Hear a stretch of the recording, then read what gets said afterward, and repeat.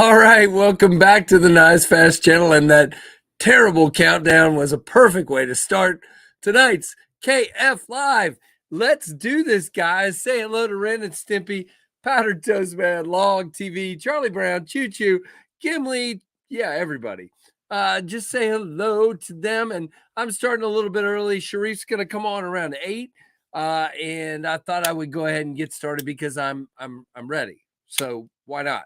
I actually got ready, even though we were like just eating dinner just a few minutes ago. So very, very cool. So let's see who's in here. My Curtis channel member, Keep the Knife Freak, who's already been doing homework on tonight's guest. So that's cool. And he's here and he's a channel member. Marcos Gamma's here. Hey, Marcos. B Shady is here, channel member. Rusty Knife Lover, another channel member, of course. Greg Maroney, channel member, got his pinion today and it's freaking sweet. Very cool, Greg. I'm glad you like it, man. That is awesome. Very, very good. By the way, there are very few pinions left. I think they're either gone or all but gone at White Mountain. There's like 3, I think, blue G10 ones here and like 10 or 12 Jade ones. So if you want a pinion, that's going to be it, guys. I mean, there's a few for Blade Show, but unless you're going to Atlanta, that's where they'll be.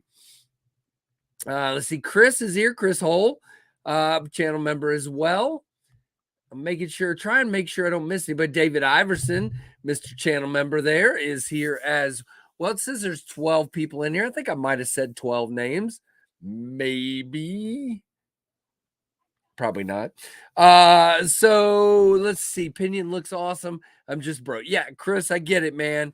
I get it. I get it. Oh, keep the night. Who, me? Oh, you were watching it at work. Okay. Got it, man. Hey, Michael Morgan. Hey, buddy. I knew there had to be more people lurking and hiding from me in here. Michael Morgan's there. Guys, we are at 8,904 subs. Still moving, but just kind of a little slower these days. I don't know what YouTube's doing, but it's all good. We'll keep moving along, and we'll be there by Blade Show to 10,000. That'll be really cool, and I'm good with that. Let's see who else is here. Thanks to all the channel members and the Patreon supporters. You guys keep this thing going. You guys, the rest of you, even if you're not supporters, you guys keep it going. I appreciate each and every one of you. Can't do this, wouldn't do this without you. I probably would have quit a long time ago. Robert Douglas, also a channel member. Very, very cool. Jersey Knife Guy. Hey, Pete, what's going on, man? You see me? Okay. I'm sorry. I didn't mean to like freak you out and everything. This is Mike Curtis. Did I say hi to you, Mike? I don't remember. Mike Curtis, hello. So we'll just say it again. But good to see each and every one of you. We got a really cool guest on tonight. We're just gonna have fun. The thing is, what I do when I have these guests is I'm just here learning about these people, asking them questions, getting to know them, those kinds of things. And, you know, you guys ask a lot of good questions and it makes it lots and lots of fun. Hey, One Moon, good to see you. What is up? Good to see you. CJ Richard, another channel member. Hello, hello. Good to see all of you folks in here tonight. And look at that. Everybody's saying hello to One Moon. That's really cool. Very cool. All right. So, I tell you what, since Sharif's going to be here in a few, let's go ahead and I know there's only 17 in here, but let's go ahead and hit the pocket check now and we can catch up on a few people, but let's hit the pocket check now. That way we got that clear. And then I've got a couple things to talk about. We're going to talk about Microburst update and the Olight sale before Sharif comes on, and then we'll do that. Hey, Aberdeen, good to see you. So, yeah, I'm throwing you guys for a loop and starting early on the pocket checks. Hey, Nuts for Knives. And Rusty starts it off with the Shadowborn Hank. Victorinox Camper with plus scales. Olight i3E EOS. Spyderco Delica 410 HAP 40. Okay, very cool. Cold Steel 4MAX Scout. Rusty has a lot of knives with the different steels on them, and I like that. Very cool. And let's see. Kubi Raven, Green G10, Rough Rider, Sow Belly Stockman, Green Micarta for Michael Morgan, always got the cool stuff. Hey, Ground Fog. Greg Maroney's got his new pinion in black micarta. Okay, blue pinion, case peanut, classic SD for Mike Curtis. Let's see, can't type well. Okay, Tim S. Everybody say hello to Tim S. He got his wrist cut on today, and so he can't type. He's got a left hand to type with, and that's it. So everybody say hey, say get well, Tim, all that good stuff. So good to see you, Tim. Glad you're here, buddy. Jay Richard got the Kaiser Bay Glider 2, the Tempest Micarta Pinion, and the Vampire Jack. Very cool. And by the way, the O Father, Tim, make sure you stick around. We're going to talk some O stuff here in just a few minutes. Carried a knife, a pin while working, says Keith the Knife Freak. Which one, Tim? Sheesh. Tops Buck CSRT for Robert Douglas. Very cool. Oh, no, nuts for knives. That's not good. Jay Richards got the Bay Glider 2, Tempest Micarta Pinion, and the Vampire Jack. Did I already read that? I don't know. All right, I'm losing the Tempest Pinion, little native for Terry. Terry T-Rex. Hello, buddy. Another channel member.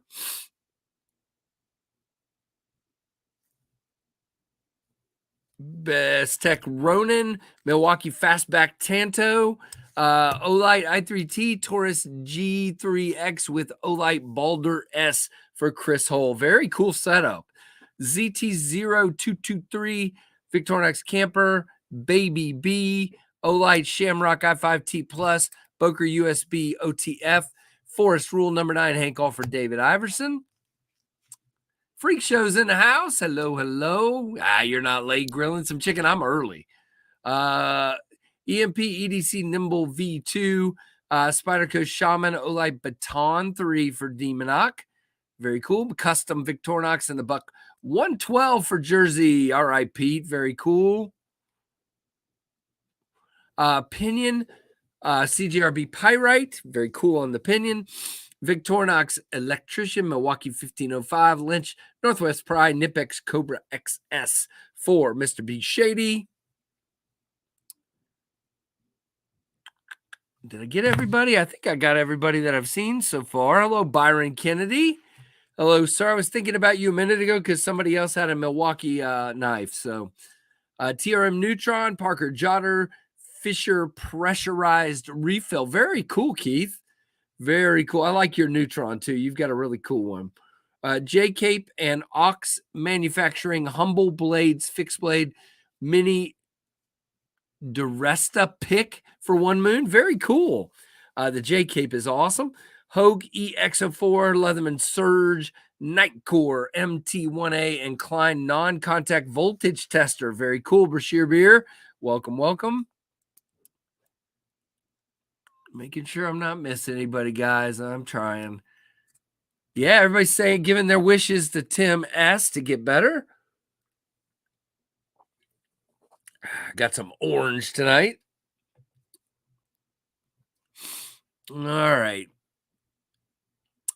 Keith, I am liking them, but I haven't had a lot of chance to use them yet. I did once, and they're way more solid than I expected. I thought there'd be more give to them, and there's not. They are, for as small as they are very solid. That's what I like about them so far. Even when pulled back like this, they still feel very solid. You're not gonna break them. And then I was a little afraid, as small as they are. Yeah, who got a Devo Mesh V2, guys? Let us know in the chat. Hey, El Cap, what is going on? My allergies are kicking my butt, guys. I'm sorry. Yeah, Memer, that to me, that's what when I get ready to do my review, what you're going to hear is just very high quality, well made for being so tiny. Being tiny doesn't mean they have to be crap, is what I'm trying to say. And they definitely achieve that. All right, I think I got everybody. What did I have today? I had the Laconico designed why am I going to forget the name of it? Evoke. Thank you. The Wii Evoke in the blue titanium. Very cool. Hey, Don Farmer, what is going on? Kirby Smith, hello, hello, welcome, welcome. So yeah, very cool knife. The profile is wicked. That pointy tip, I really dig it. It's a very Laconico-esque style. Very, very good. That's the first one. Number 2 in the pocket today is one of the 3 Ashers that Kevin Lefty EDC sent me. This is the kind of monoblock G10. It is monoblock, but again, it does have a seam there for the scale that fits over this the scale and the backspacer that are integral. You do have really cool axis style lock. This one does feel a little square, but it's not bad. I mean, it feels real good, and the action is phenomenal. Bam, very cool. So that's the second one, and the third knife in the pocket today. Let's see, make sure I don't miss anybody. Aries, hello, Aries EDC. I agree, David. From what I've experienced, because I've experienced some smaller pliers and they were real bendy, is the word I would use. Then I have the the dirty GEC that I was cutting with a little bit ago. Somehow I still haven't gotten any patina on this one. I'm not really trying, but I'm not trying, if that makes any sense. And I was cutting with it earlier and got it a little bit. I mean, it's still got a good edge on it, as you can see. Look at that. I haven't touched this one up in a while, and I used it quite a bit, so kind of cool to see it still shaven sharp. And of course, you've got that just great camel bone, blue camel bone. Just love this guy. Now I got it dirty again, but it's all right. That's what knives are supposed to be. Ginger Fisher, what is going on? Oh, absolutely, Michael. At this point, I've not seen a budget knife that surpasses the Moyarl, especially at the price that the Moyarl is at. And if you can get one of those, you should check it out. Now, there may be other versions of the Moyarl in the works. I cannot speak to that other than keep your eyes out, because Sam really likes that design and he knows we do. So I'm encouraging Sam to do more with it. Hey, Matthew Russell, what is going on? All right.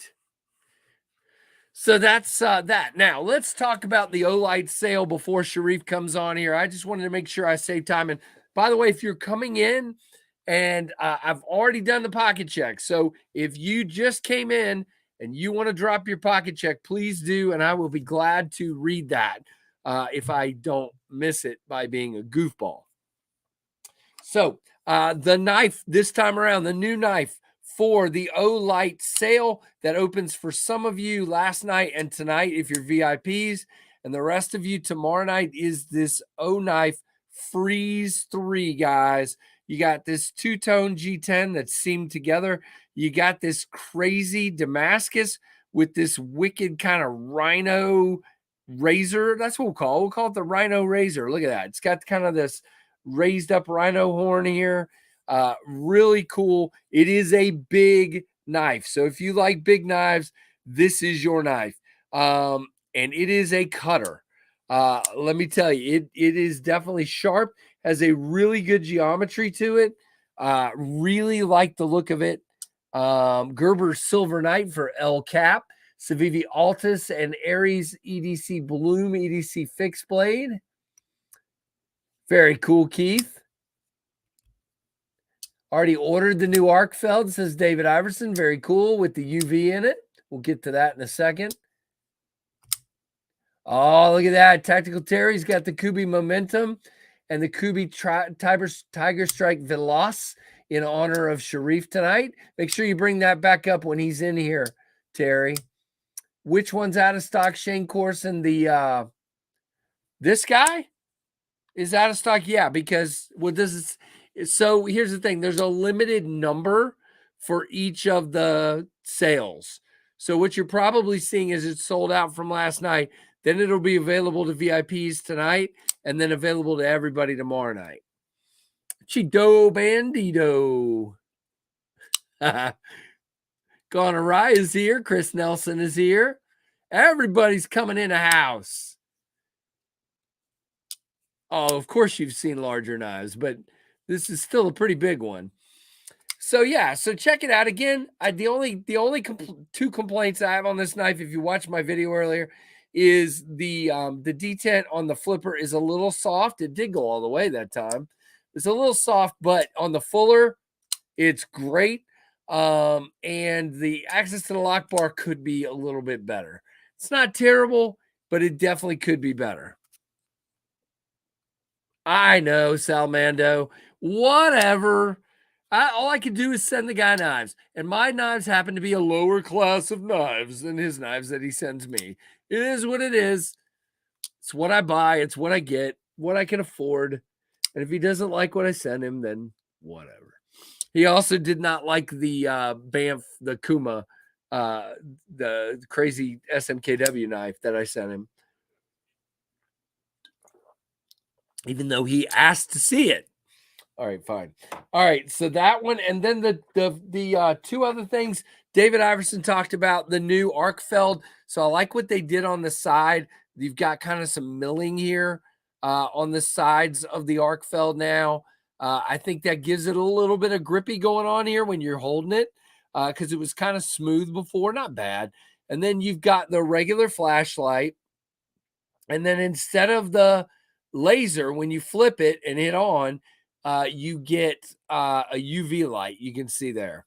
Oh, what's happening? It's shining back there. You guys see that? That's weird. Let's see if there's any gross fluids back there or anything. Nope. Okay, good. I don't see anything. There's probably spit all over my computer screen. Yeah, look at that. Ew. Okay, just kidding. So yeah, so you got a two-tone, a two-function flashlight. It's the same Arkfeld as before, but you have the flashlight and you have the UV light all in one. So no laser on this one. That one's available as well. Oh, very cool. That's awesome, David. That sounds really cool. I love mine so we can kick rocks. Yep. Hey, look, that's okay. And again, that's why I say watch several reviews because you're never gonna, agree completely with just one person. All right. And then you have the Gober, guys. If you haven't seen this, this is going to be your login gift this time around. A pretty cool little guy. It's like a crazy safety light. And so, yeah. So here's the deal.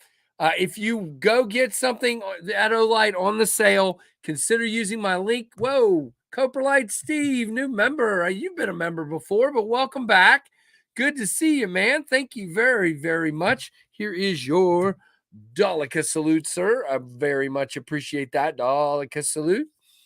But yeah, if you're gonna buy some on the Olight sale, consider using my link. It helps the channel, and then they will continue to send me stuff for the next sale and the next sale, and then I can show you guys this stuff, and it helps the channel because it helps me to have content, and it helps the channel because I get a little something back when you use the link. So very cool. Hey, Trey Penton, hello, hello.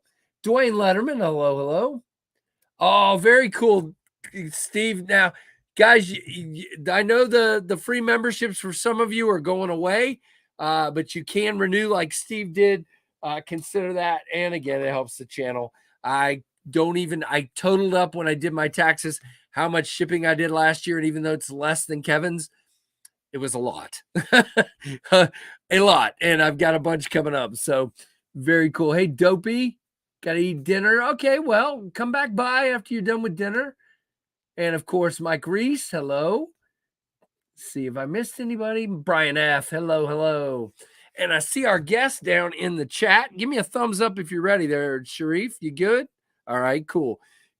Guys, let's see. Did I miss anything? Oh, wait, I want to do one more little. Well, I can bring Sharif in and do this update. He won't mind.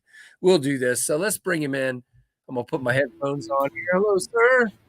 What's going on? How you doing? I can't remember. I'm doing good. I can't remember who it was in the chat, but somebody was hoping you would have your ninja costume on. You know what? I totally thought about it, and then I was like, maybe. I think it was Michael Morgan, but yeah, it was somebody was in there saying that. But hold on, give me 2 seconds while you do your update. Oh no! All right, so now you guys aren't going to listen to me because you're going to be waiting for that. But Microburst update. Here we go. Microburst update. These have, of course, been in production. There you go. Yeah, man. There you go. So these are, of course, in production, guys. They are assembling Microburst this week at Kubi. And so very excited that we should have these. I should have them by the end of March, and you should have them in early April is what I've been shooting for all along. And that's the goal. Now, if you haven't gotten in on the pre-order, please go check it out, tempestknives.com, guys. It is still open. And don't forget, the pricing that's there now will change once I close the pre-order, which will probably happen when they tell me they're about to get in the air. I will go ahead and close the pre-order. So murdered out Sharif is awesome. YouTube didn't even give me a chance either. Oh, sorry, Nuts for Knives. Yeah, I know. Some people have been having issues. I don't know what the deal is, man. Yeah, everybody's being nice, aren't they, Tim S? That's great. Todd Carr, hello. Mrs. Freak Show, hello. And Rusty Knife Lover has gifted a channel membership. Gotta talk about those people. Very nice. Dean P, you have been given a membership. Dean, if you're new, shoot me an email, nicefast@gmail.com, and I will send you some swag. Now, to those 5 of you that are waiting on swag from me, I promise I have been working way too much, and I will get it out. Matter of fact, I'm working a 16-hour day tomorrow and about a 14-hour day on Wednesday. So I will get them out as soon as I can. So I promise you. But there you go. There's your Daleka salute. Thanks, Rusty. All right. So anyway, on the Microburst, that's it. It's in production. They're in assembly. They did all the plunge grinds last week, and we'll see some Microbursts headed this way soon. So I'm excited about that a little bit, just a little bit, Sharif. You know, just a little bit. Yeah. And then the only other thing I wanted to say, on Friday I kind of tipped off. I'm probably not going to show anything else for a while.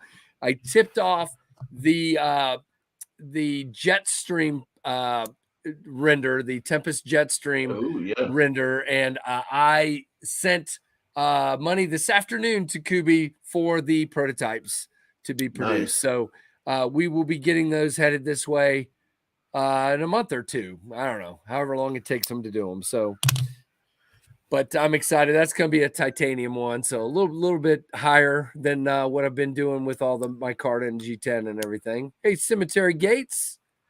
So Sharif, we meet in person. I've seen you on other people's lives, of course, but I can't see you now. There you go. Now I can see.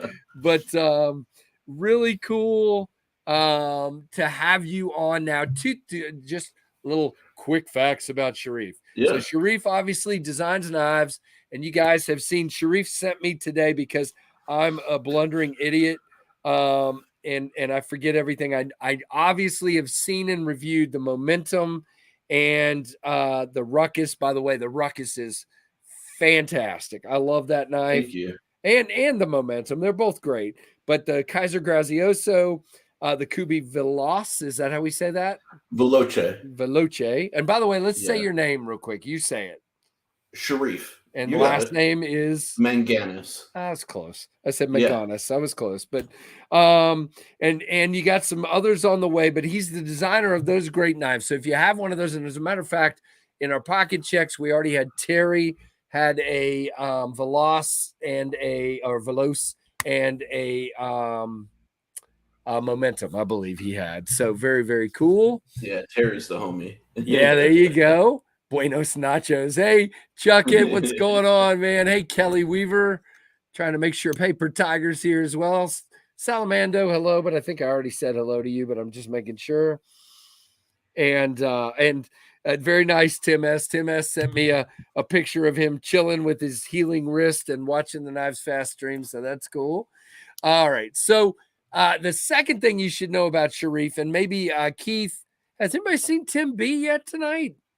We haven't seen Tim B yet tonight. Somebody go check on Tim B. That's weird. He's usually the first one in here. I hope he's okay. Somebody check on Tim for me. So Keith, if you get a chance, put up the link to Sharif's YouTube channel. Now it's just Sharif M. on Sharif M on YouTube, and you went over 1,000 the other night with the help of our goober friend, Mr. Lefty, Yes. which is really cool. So check out his channel, guys. It's obviously coming from a point of knowing something about design and knives and everything. So that is really cool. Hey, Scott Benefield. So I guess, Sharif, I'm going to ask the canned question that we always start Sure. with. Blah, blah, blah. How did you get started in knives? What in your life, what in your life led you to an interest in knives and then actually starting to doodle, you know, or I don't know if you do 3D doodles or paper doodles or what. Yeah. So it's kind of like a weird kind of segmented story. Like when I was a kid, that's a good one then.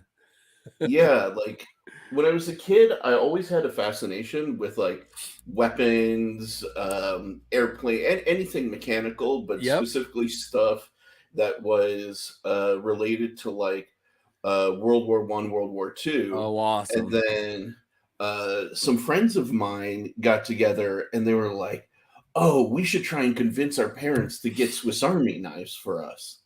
And all of their parents like basically said, "Oh hell no," and my parents said, "Oh hell yes." Cool. So they got me my first Swiss Army knife, and it was my only knife for like years and years and years, you know. And then of course I eventually picked up like a Gerber paraframe, and you know, like everybody. exactly the usual stuff that people pick up. And then I found my way into design school. And when I was in school, they had a zero tolerance policy for anything like knife related, like immediate expulsion if you carried anything. Wow. Yeah. And considering how expensive the education was, I didn't want to chance it. Of course so, yeah, then after school, I slowly started to pick up knives again as I was running my first business. And then after my first business, like I had to shut it down because the industry kind of shut down. Took like half a year and said, what am I really passionate about that I'd really like to contribute something to? And I realized like, I could do like a side hustle where I design and I license my own knife designs. And I do pen and paper first, and then I do 3D. So I always start off with like hand drawings. Perfect example. Here's one that's kind of in the works right now. So that's hand drawing. Yeah, your drawings are a little bit better than mine. Just a slight bit. That's awesome, dude.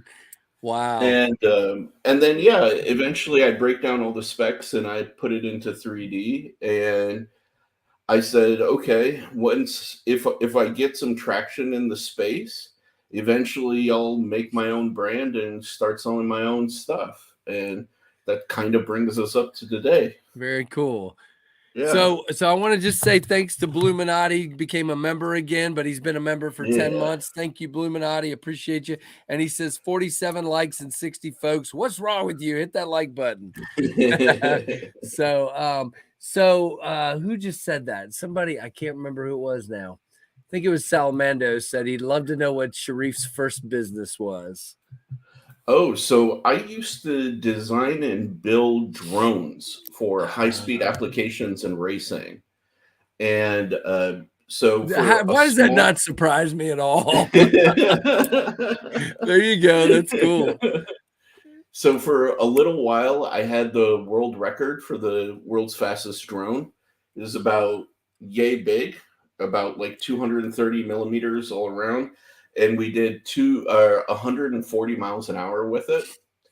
And then I actually was like a big pioneer in larger scale drone racing. So we're talking like 4+ feet from corner to corner. Right. And yeah, I've like seen those. There was a we have a thing called the Commonwealth Games, and I don't even know how in the world drone racing fits into the Commonwealth Games because it's like the Olympics of the state. But they do. They have the drone racing with the big winged ones where they go around pylons and stuff like that. Yep. Yeah, craziness. Yeah, it was really, really cool, and it was really great for a while. And then the bottom fell out of the industry around like 2018 or so. Oh wow. And yeah, like it went from being like, oh, hey, this is super viable to everybody wanting to do filming applications. And I said, you know what? Like, I don't care about Hollywood. I don't care about designing for this segment Right. of the population or like the usage case. So I just said, you know what? Time to get out clean and clear. Done Plus with the the community. drones. Yeah, I got it. Yeah, and the community got really toxic, like really, really, like the fall of Rome kind of thing when everybody was at each other's throat. It was that kind of situation. Yeah, So I'm that's like, not good. I'm good. I'm good. Y- I can move on. There you go. That's fine. Yeah. Let's see. What's your full-time job, or is it knife design? Says Keith. Oh, so Y'all I are y'all am. are nosy, man. No, I'm just kidding. I So like I'm picking on a Keith. full-time industrial designer, Okay. and so I do consultation for different like companies or startups as far as like what are some new directions they can take their brand, new products they can develop. I also do trend and future forecasting. So like I can tell you where your industry will go in the next like 5, Hmm. 10, 15 Yeah, years, that's cool. but I really want to get into doing the knife thing full time if at all possible. It's I like making things a reality rather than just coming up with concepts that now I have to wait to decide if another company is going to actually like follow them through. Let's see. Nick says let him finish the story. So I'm sorry if I cut you off. I get excited. Jeez. Sorry, Nick. Sharif, what would you say if the momentum beat the ruckus in a battle on my channel by 1 point? Says G Dude, Ball. G-Ball, I saw that video. I haven't gotten to finish it yet just because life has been super crazy busy the last few days. But dude, I have no problem with that. That's an incredible margin, even. Yeah. They're both good. They're both really, and Sharif, let's talk about this a little bit. And again, I know you're Yeah, working with several OEMs or companies or however you want to put yeah, it, but I think Kubi's doing some fantastic work. I really, they kind absolutely. of were people were sleeping on Kubi because, well, okay, Yes. let me just put it this way. For a while there, Kubi was the king of shadow box liners and G10 and Yep. D2 and so I think a lot of people were kind of bored with them. And then they brought Hmm. in designers like yourself, and then people are using them for OEM like myself and other people. And I Yeah. think it's just waking people up to what Kubi can really do. 100%. Yeah. Like when I started with Kubi, I had them send me some samples of their work, and as I like disassembled, look at them, measured things, I was like, these guys are actually doing like really good stuff. Like, there's no reason that they shouldn't be at least competing with like Civivi, let alone we, Right. you know? Well, when the one And that convinced me, I'm sorry, but the one that yeah, convinced me to do my stuff with them was the Bade Modern Design Stunner. They uh-huh, did the OEM work on that, and I was like, okay, so if this is what they can really do, first of all, why aren't they doing that themselves? And second of all, wow. yeah, So yeah.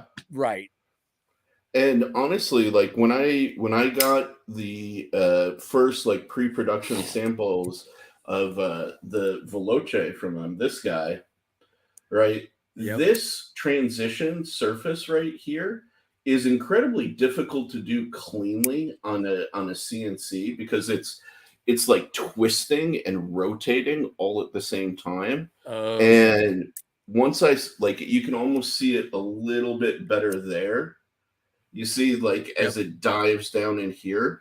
When I saw that they could pull that off, I was like, Jesus, like guys, like you have the capability to really like push some high quality stuff out there. Like we need to keep keep going and moving forward as Well, the brand. and you've kind of seen them doing a little bit more of the higher end stuff lately, and the Yeah, Dandy. Even though a lot of people didn't really like the design of the Dandy, that big, long, thin one, I that's a loved it great personally. knife. Oh, it Yeah, really is. It really and it kind of yeah. went under the radar. I did a review Hmm. on it, and a few people bought one, but it kind of went under the radar. But then you have the Vagrant. They did a higher end Yep. version of. And by the way, thank you, Scott N. Man, appreciate all you do, brother. There is your Daleka salute. Thank you for becoming a member. And if you've not been a member before, Scott, I literally can't remember my name half the days, but if you've not been, send me an email, knivesfast@gmail.com, and I'll get you some swag out. Hey, Tyler, Yes. what's going on? There's lots of people in here, man. It is 72 people in here already. Look at that. So really cool. But yeah, I guess what I'm saying is, they obviously, I just kind of felt like for a long time, a lot of people just thought them as that Amazon, Yep. out of the way company that, kind of like you think of, I think a lot of people put them down, even like with the Ganzos and different Yeah. ones. And Yeah. I don't Absolutely. think Kubi belongs down No. there. No. I No. don't. No. Yeah. Honestly, I would take any Kubi over any, like, for me personally, over any Civivi or Sencut. I I would feel like agree. I'm getting. Yeah. Well, though, what I was going to say is it feels like there's a little bit of heart in their stuff, and Yes. and and I always feel like Civivis are just kind of like cha-chunk, cha-chunk, cha-chunk, Hmm. cha-chunk. Now I will say the one that really got my attention was the contoured scales on the Sikoke by Ray Laconico. That one got my Sure. attention from Civivi because it felt like it had a little bit more thought and heart instead of just, okay, Yeah. let's go produce another knife and slam it out the door. Yeah. And I would say Syncut all of a sudden. I don't know what they're doing, but good for them. I mean, they're putting a lot of the really cool designs over to Syncut, and they got a little bit of soul to them, a little bit of heart, a little bit of soul, and Okay. and they feel a little bit less, you know, put them in the Stamped Xerox out. machine and stamp them out. Yeah, it's just Yeah. Yeah. I like to see that very, very much so. And the people at Kubi seem to be really cool. I've had really They are. good experiences. Not that I've had a bad experience. I've talked with other companies and OEMs, and I've not really had a bad experience yet. That's But good. they That's all good. seem to be pretty nice people. But I'm sure there's examples. But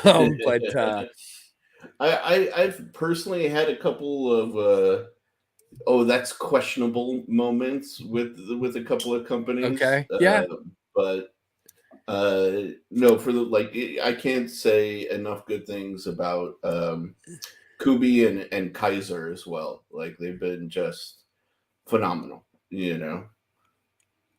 And so the knife you've had with Kaiser is the Grazioso, right? Is that correct? Yes, sir. And is it safe to say, okay, well, hold on, I've actually got a picture of that one sitting here, but is it safe? Well, I did. Now, Yeah, that's it. That's oh, one that of is it. Okay, yeah, it's switching through. budget ones, and then this So, is the oh, very premium one. cool. Okay, and I have not reviewed that one, but that looks that. There you go. Yeah, so that just looks really, really cool. Good looking. I love that swedge at the top with the sort of harpoon thing going Yes, on. sir. Very, very cool. Very yeah, and Kaiser's one that has intrigued me. They quoted on one of my knives, and I just, you have to make a decision and Yeah, go with your gut, and I'm sure they would have done a fantastic job on it because I've had a lot of really good Kaiser knives.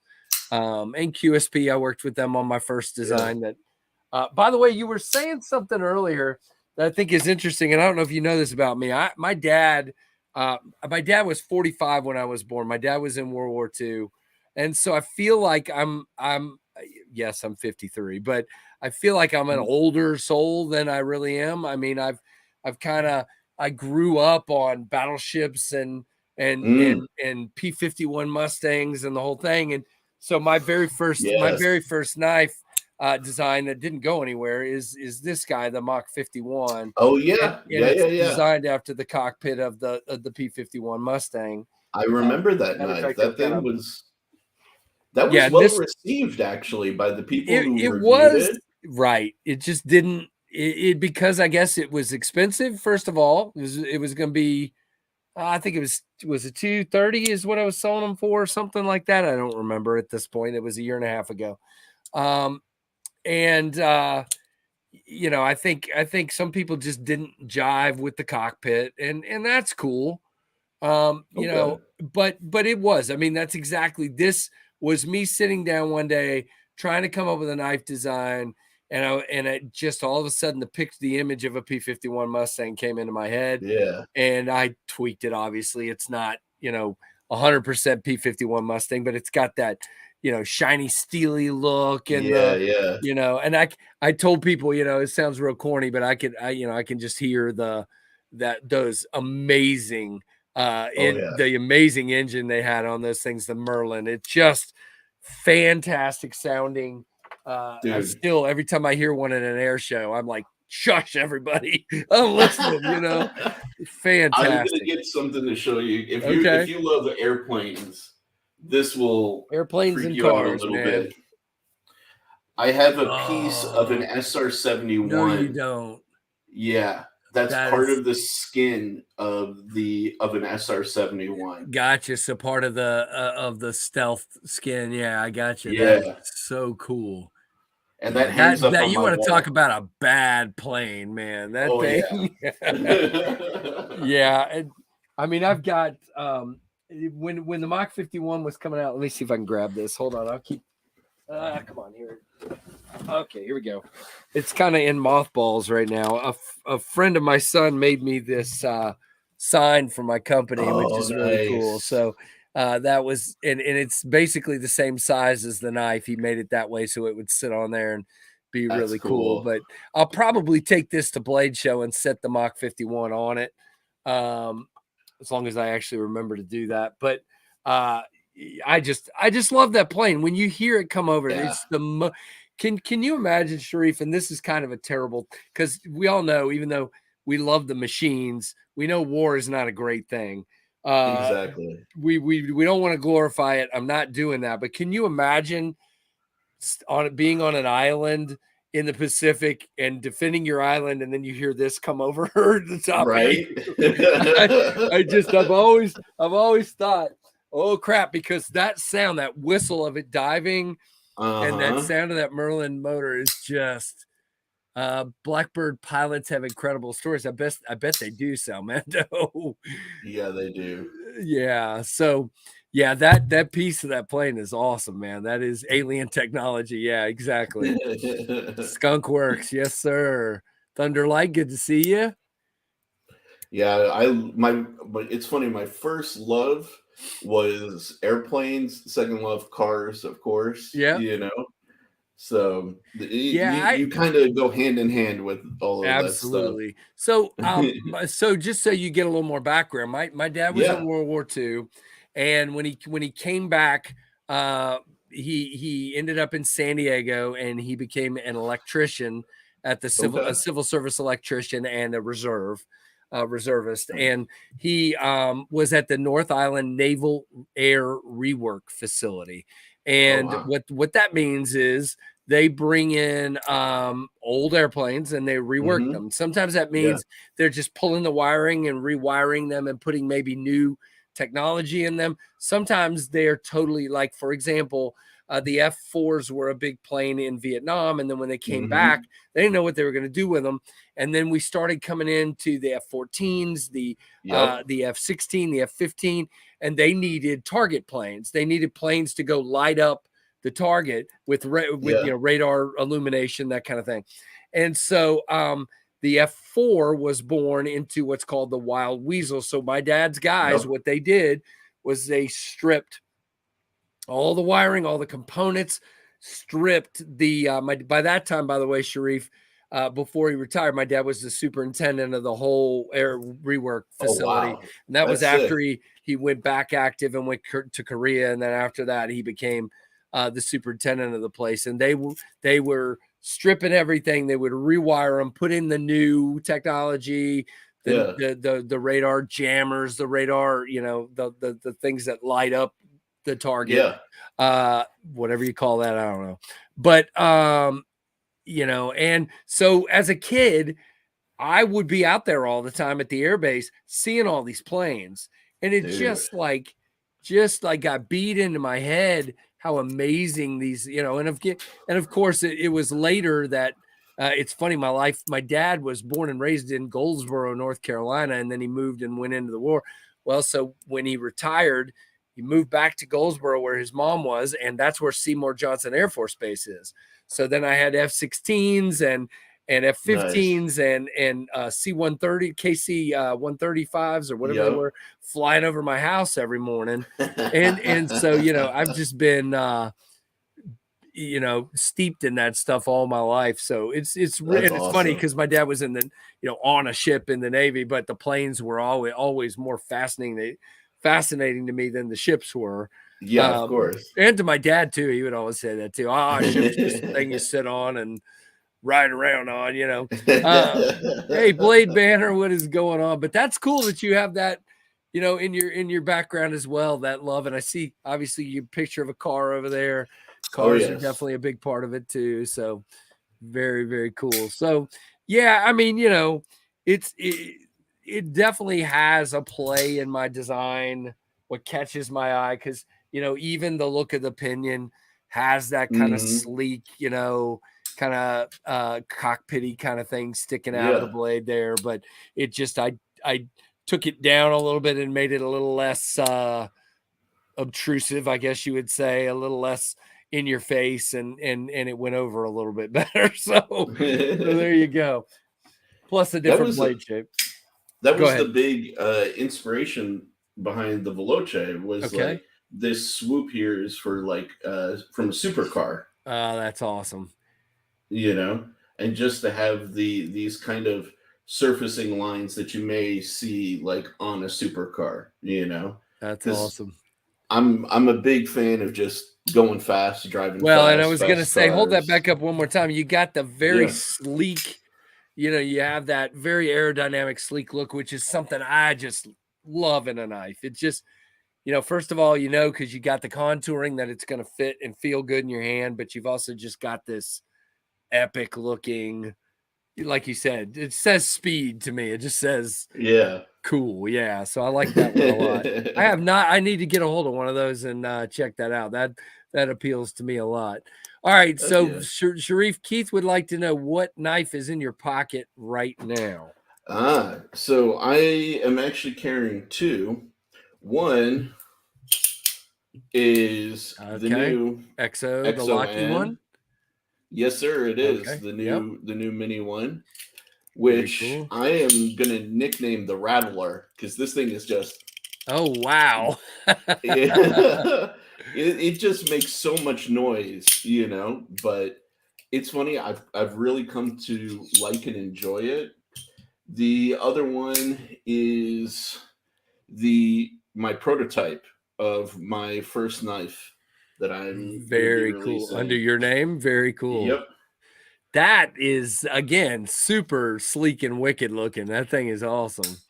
Thank Now, you. Thank what's the you. name going to be of that one? Do we have that yet? This one is called the Kaimano because the blade shape kind of reminded me of a caiman crocodile head. Okay. Yep, absolutely. But this thing is Very going to cool. change. This is the version 1 prototype. I just ordered a version 2. And that one is the one, like, for example, I'll be sending to you in the pass around group Oh, very cool. That's for awesome. review. Very Yeah. cool. David Blade Banner, have a good one, man. He's getting ready for Blade Show, Texas. I wish I was going, sir. Hey, Terry. Let's see. Well, that's cool. Those are good ones. Definitely good ones to have in the pocket. Very cool. Faction was asking if you had some knife. What did he say? He said, "Do you have the Which new one, one? the BT?" No, not yet. It will be here on Wednesday. What he's Okay. referring to is Bob Trezzola, who is Oh, okay. my biggest one of my top 3 biggest idols in the whole knife game.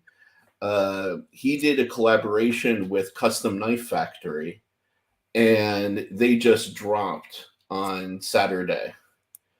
So I splurged and I got like the S110V version. There you go. And oof, my bank account doesn't like me, but to be able to get a Bob Trezola for anything under like $2,000 is amazing. Very So. cool. Yeah, that's funny. I mean, he's doing a production run with CKF. Yeah, there you go. Yeah. Oh, that's good. I like it, man.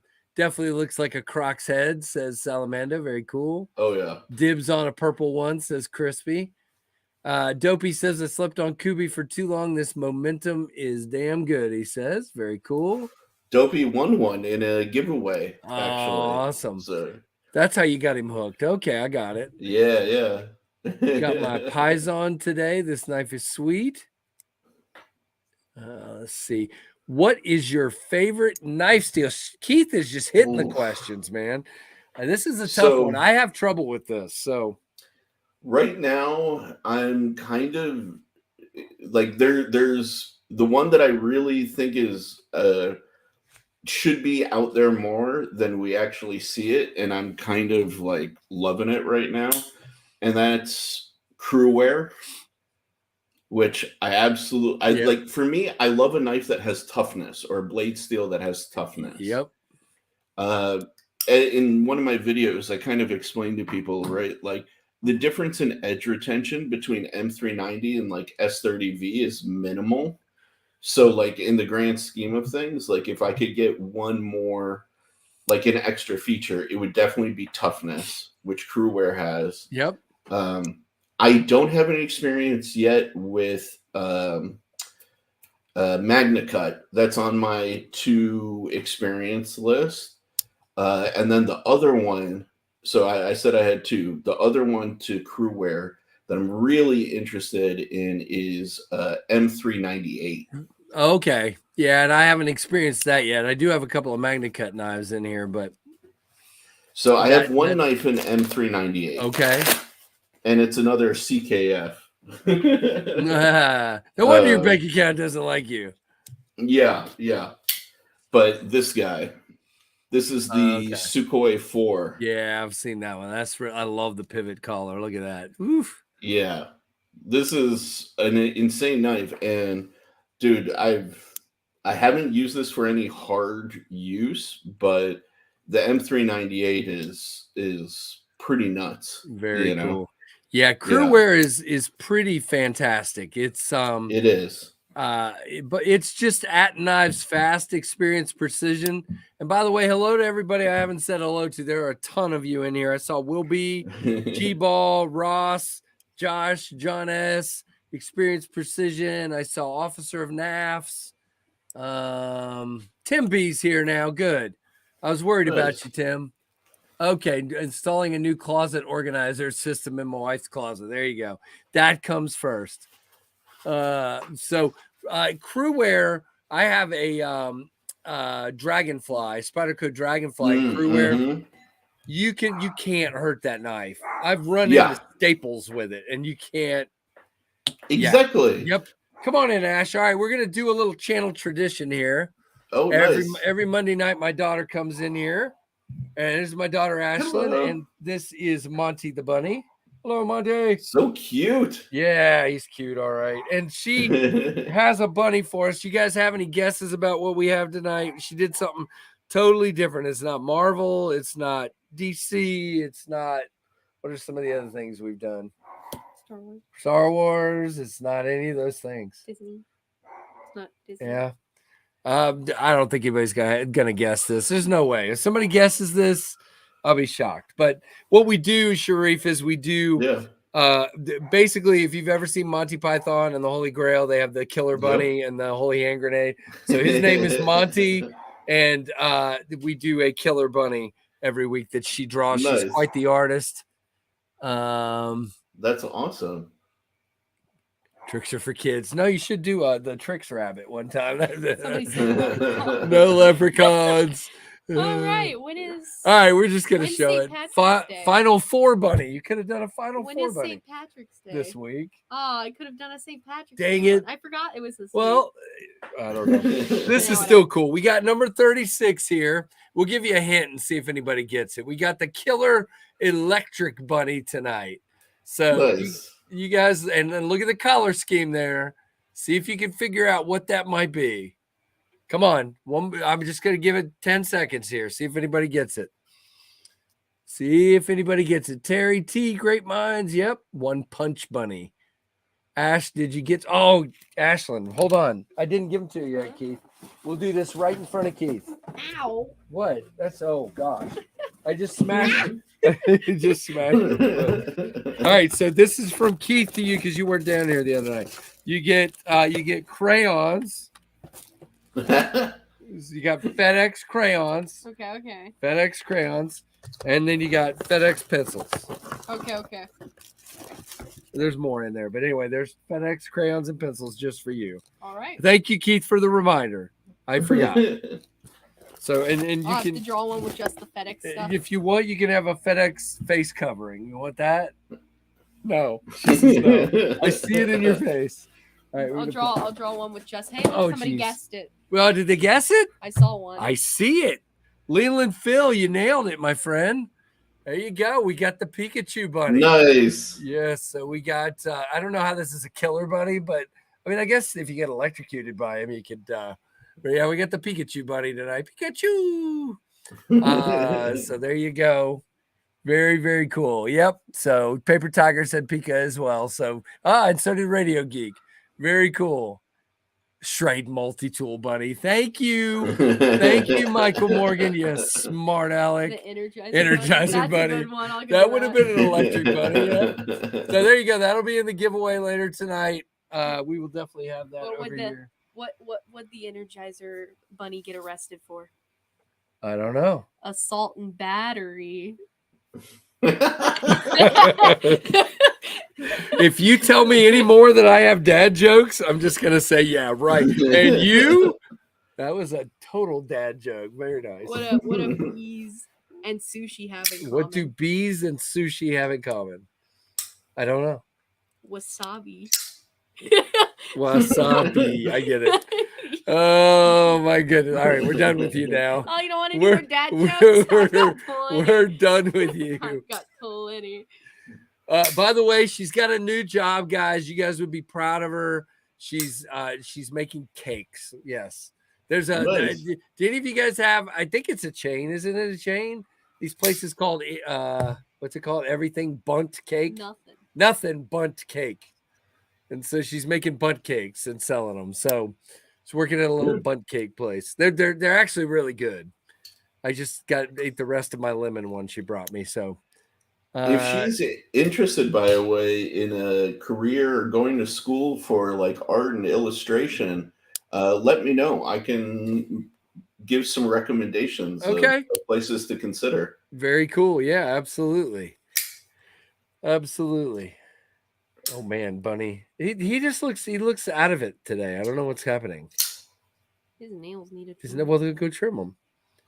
I think that's what it is. He's worried you're going to trim his nails because you're holding on to them.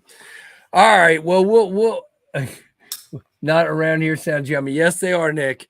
They are. But again, if I ate, so Sal Mendes says he's got one of those at his place. Oh, here we go. Ow! Gosh! Why is he trying to kill me? There you go. Why is he hot? Well, it's like 100 degrees. Okay, fine.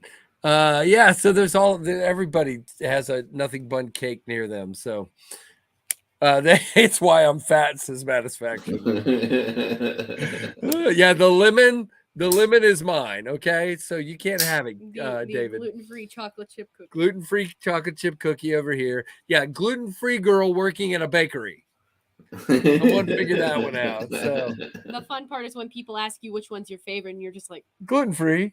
The chocolate chip cookie. You're like, oh, the chocolate chip. I'm like, yeah, totally. Totally, completely. Hey, Pedro. Hello. White chocolate raspberry for days. Says When somebody Matisfaction. asks me which one I like, I just say the white chocolate. White chocolate raspberry. Okay. She'll say, my friend Matisfaction says white chocolate raspberry. That's what you should. Whoops. That's what you should say.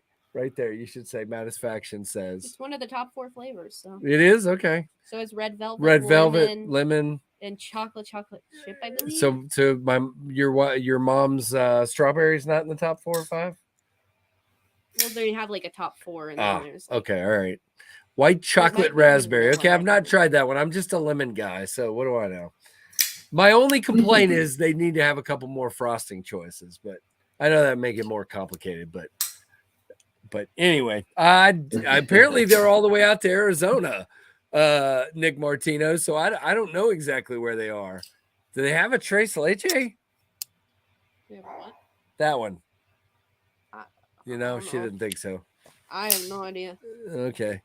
It's like a cake soaked in milk, basically, which would kill you. Because not only is she gluten intolerant, she's also milk intolerant. I mean, there's a good chance they had it at one point. They normally have a feature flavor. Okay. So right now there's an Oreo one that won't be there in about 2 weeks, I think. So long keto, hello cake. There you go, Maddie. Yeah, all the way into Oregon. Okay, so it's kind of funny, Nick, that stupid old Virginia would get something good before New York gets it. But anyway, because we don't have them here in California either. Actually, in California. So. Okay. Yeah. Sherbert bundt cake. I'm not that sounds interesting. Yeah. Hold on. Marcos, we do? I've never seen one. Huh. Where are they at, Marcos? In California too. Marcos, he doesn't have one, so find one for him. Yeah. Sharif doesn't have one. But yeah, it's just these little I guess they're about that big, little bundt cakes. Mm-hmm. With that's awesome. With cream cheese frosting on. I mean, they have big ones too. But they have big ones too. Okay, well I didn't know that. Yeah, I think they must be growing. And we also just got a what's the other crumble cookie here recently, and I haven't tried that yet. So, oh Lord, we're in trouble, Sharif. We're in lots of trouble. My co-host has arrived. Nice. Backpack is in the house. What up, Backpack? Yeah. Backpack, you missed that. Nice to meet you, man. Too late for the bunny. Yes. You were too late for the bunny. Here it is. Oh, snap. Oh, is that a Pikachu? Dude, shut up, Google. Shut up, Google. Hold on. Google just always Google. It's a Pikachu bunny. Dude, I love it. That might be my favorite one. Yep. I love Pikachu. It might be. Do you want to be one step above from that? Would be Kirby, because Kirby's my all-time favorite, dude. He wants a Kirby because Kirby's his all-time favorite. I play Kirby every day on the train. You play Kirby every day? That's it. What? Don't use the shower when Pikachu's in the same room as you. He might peek at you. Oh, gosh. She's telling more jokes, guys. I don't know if you heard that one. I think Marcos lives really close to Sharif. So Marcos, give Sharif a tip and tell him where that anything bundt cakes or nothing bundt cakes is. Marcos, hit me up in the DMs, dude. Man, there you go. We need a Garfield bunny. There's lots of choices here. Sorry, I'm still signing on. That's why I'm looking. New Kirby game on Switch is dope. Says. Oh yeah, I'm gonna have to get a Switch just to play it. I play it on like a. I play it on like one of those like emulators. It's an emulator. It's awesome. This one I need one of those Backpacks. There you go. She says she's just playing Genshin Impact all the time. So I don't know. All right. Okay. All right. Okay. All right. Okay. All right. So Sharif, backpack, Sharif, and we were going through some of his knives and kind of how he got into it. But here's the good thing, Sharif. At this point, we know that Backpack's going to have some questions. So, and look, and he's going to have some knives too. Look at that. There you go. Bam, son. I think you got more knives than all of us combined. But anyway, there's the velocity. These are my babies from you. And it one thing that was special was I noticed so me and my buddy Chris Cole really love this ruckus, and you dyed yours, and we're like, we're gonna copy you, and we dyed. I didn't. I actually did a blade swap, but dude, you nailed it. Yeah, because like I had all the different versions, and I just looked at it, and I was like, I want a murdered out one, Yeah, man. dude. It's the way to go. It's so sick. I love this knife. I love the contrast of thick and thin in the handle. I love hi everybody in the chat, by the way. What's up? I was mean. I didn't say hello. How's it going? Good to see you guys. There you go, Nick.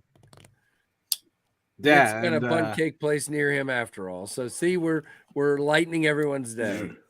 I'm very excited to see what lies ahead. I know you're planning on putting out an OEM project, right? He's got it. Yes, I am. First prototype in front of him. Yeah. Can we check that out?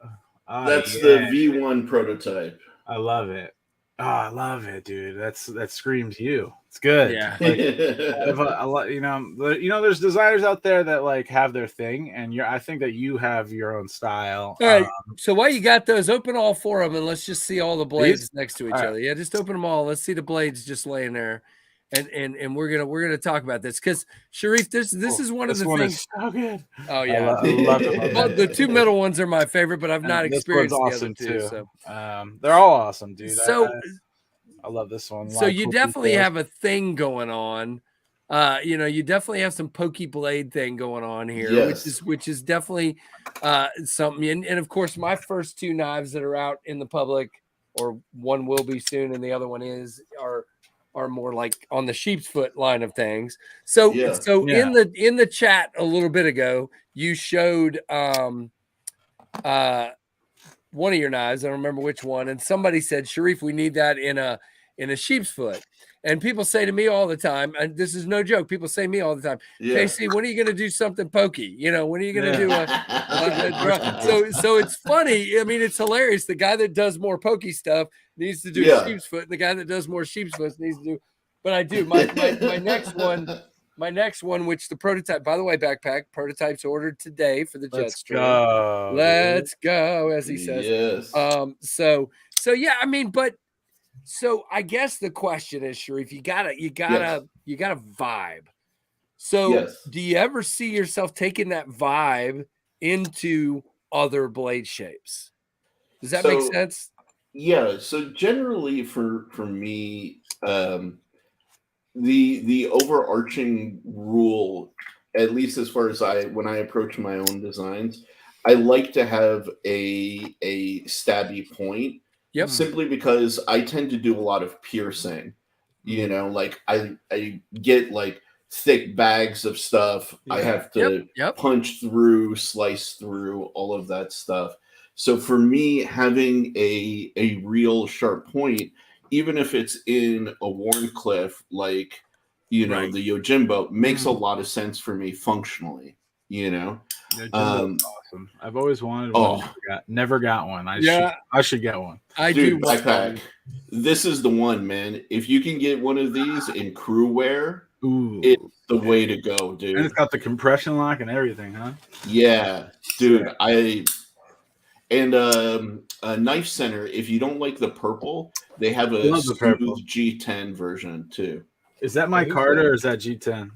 No, that's G10. That's purple. Like that's factory from Spyderco. And then you replace the clip. Just the clip. That's the only thing I changed. I like that clip. Tombstone clip. Cool. Yeah, this is from Rip's Garage Tech. Yeah. I have a couple of those clips. Don't worry about it, Tim. You're good, man. Thanks for all your help all the time. You can take a break, man. So I mean, I kind of tried to ride the fence a little bit on this guy. It kind of has a little bit of a point, but that's just it's just different in that way.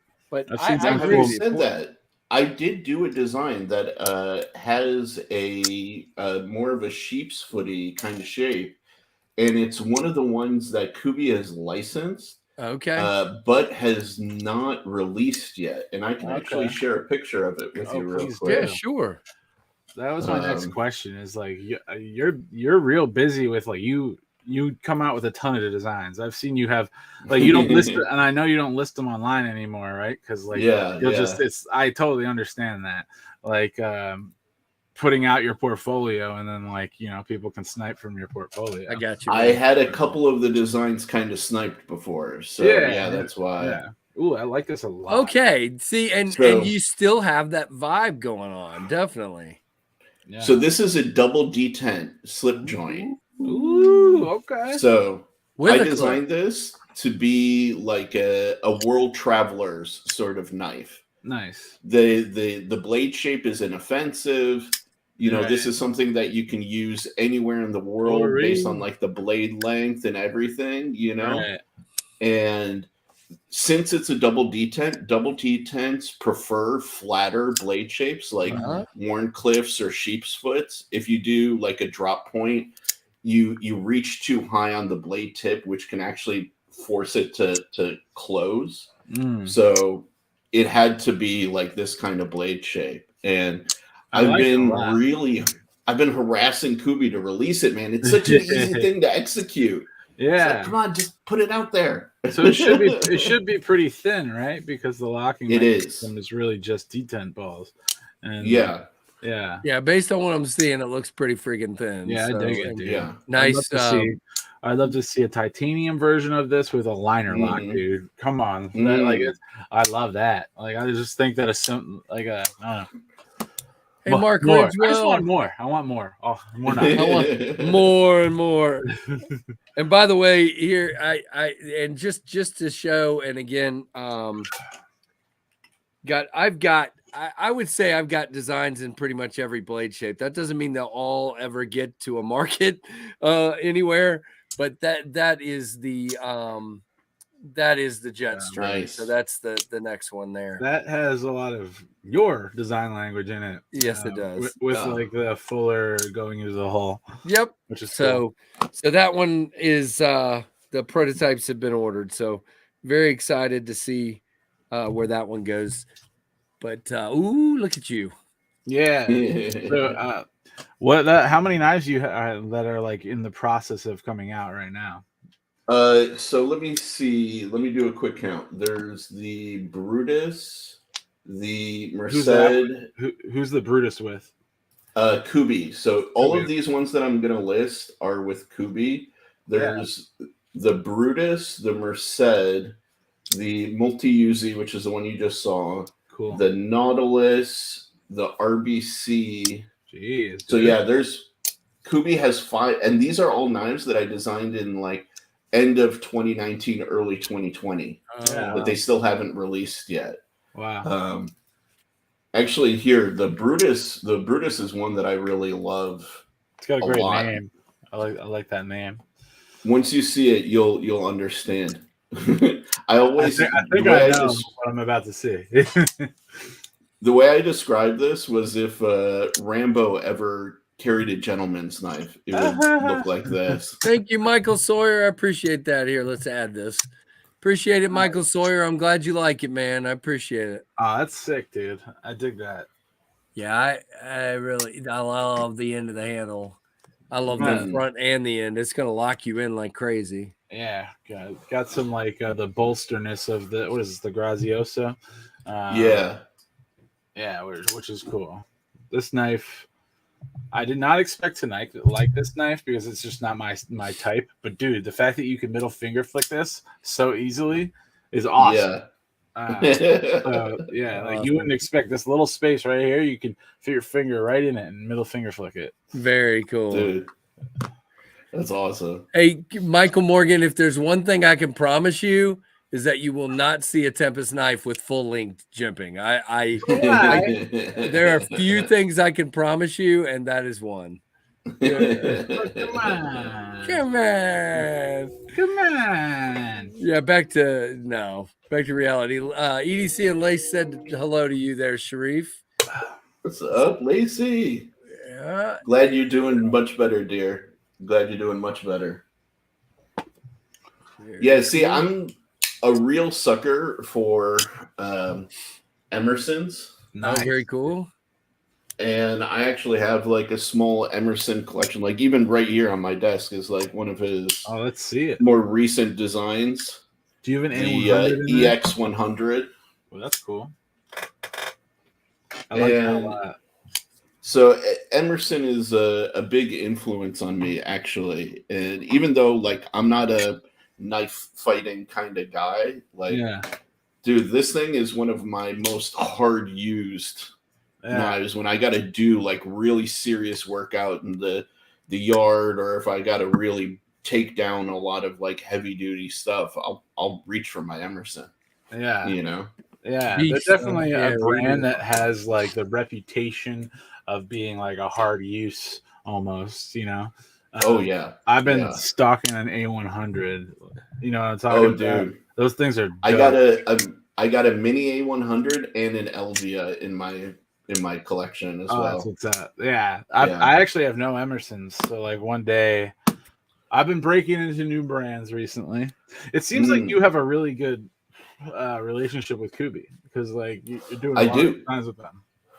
That's great. It's good to they're a great brand as we were talking about earlier. You know, they were really slept on for a long time. Yeah. And when they decided to kind of start reaching out and working with new designers, I think they really transitioned into offering some really exciting stuff. Like I can't take like sole credit at all for that. Like there's people like Jelly Jerry. There's the guy who did the Dandy, who's like amazing, you know, and the Dandy is rocking, man. Dude, especially the really high end premium one with the extra like CNCing that they did on it. Yeah. It's pretty sexy. I'm not gonna lie, you know. Yeah, and Kubi is just like their OEM services have been like terrific. That's awesome. So I'm a huge Kubi guy. Just really like what they're putting out. Yeah, I mean, look at the mash and how well it's gone, and it's hard to deny how well. I'm trying to find this high end one. Where is it? It's usually it's like goldish or like a bronze anno. Mash right there. Oh, okay. Yeah, I get that's the one I actually had in. So I just had to remember. Let's see. It's here somewhere. I think that one also had like a S90V blade. Yep, it was. It was S90V. I really thought this one again slept on, and again maybe it didn't appeal to people because it was different. I'll tell you the version. If I were to buy a version of it, it would have been this one. I thought that was dope looking. I mean, that's just. Yeah, it's cool. They really did a good job with this one, and there's a bunch of different versions of it. The blue one's pretty cool too, but I'm gonna need to see a high-end Momentum. Ooh. So that may or may not be happening. See, I always call things. Let's go. Why not, dude? If that came out in Thai, it would be so sexy. I'd be all about it. So the original design was actually all in titanium. It was a titanium frame lock. And generally with companies when they work with you to license designs, they always start you with like a budget approach first. Gotcha. And they want to see how the knife does in terms of sales before they'll do a premium one. And just between us, when I got my last quarter kind of like licensing like breakdown, the sales for the Momentum was 19 pages long. Yeah, dude, the Momentum's fantastic quite a piece. Sure. It's that one, like I said, the two of yours that I've had in the Ruckus and that are both phenomenal. Yeah, dude, and I don't know if you guys had heard this story, but the originally it was designed for Tuya knives. And they passed on it. Toya, what you doing? Yeah. Hey, Dave, what's going on, man? What's up, baby? Oh, Chip, what's up, baby? Brian, yes, what's Brian up? F. Corey, what's up, dude? You get Max is who I was trying to remember. Max is the designer of that Dandy. Dandy, yeah. Yeah. He's a great designer for sure. He's a graphic designer. I keep getting Max Tkachuk and Anton Tchenko mixed up, but anyway. Yeah. What do I know? If there's two, I always say that Kubi makes the best G10 knives. They do. Nobody's even close. And if there's two of their G10 models that I would want to see a premium version of, it's the Momentum and the Royale with cheese. Mm-hmm. These two are amazing. The cheese knife. The CM Designs Royal. Yep. It's amazing. Yeah. This is not my favorite color. I bought it off the secondary. I'm gonna dye it. Dude, I have family that sneaks into my shop and takes my knives, and I know because I have a weird way of organizing all these knives. I'm like, something's wrong here, and I found it to be the Royale is gone. So there you go. Douglas, you actually have had a Kubi in hand. You've had the Pinion and the Microburst. They're both made by Pinion, by Kubi. But yeah, I get what you're saying. Yeah. Momentum sold out at White Mountain Knives during the Kubi sale. Snagged my Jade Os 10 then. Very cool. Yeah. Salamando. What was the other one that I...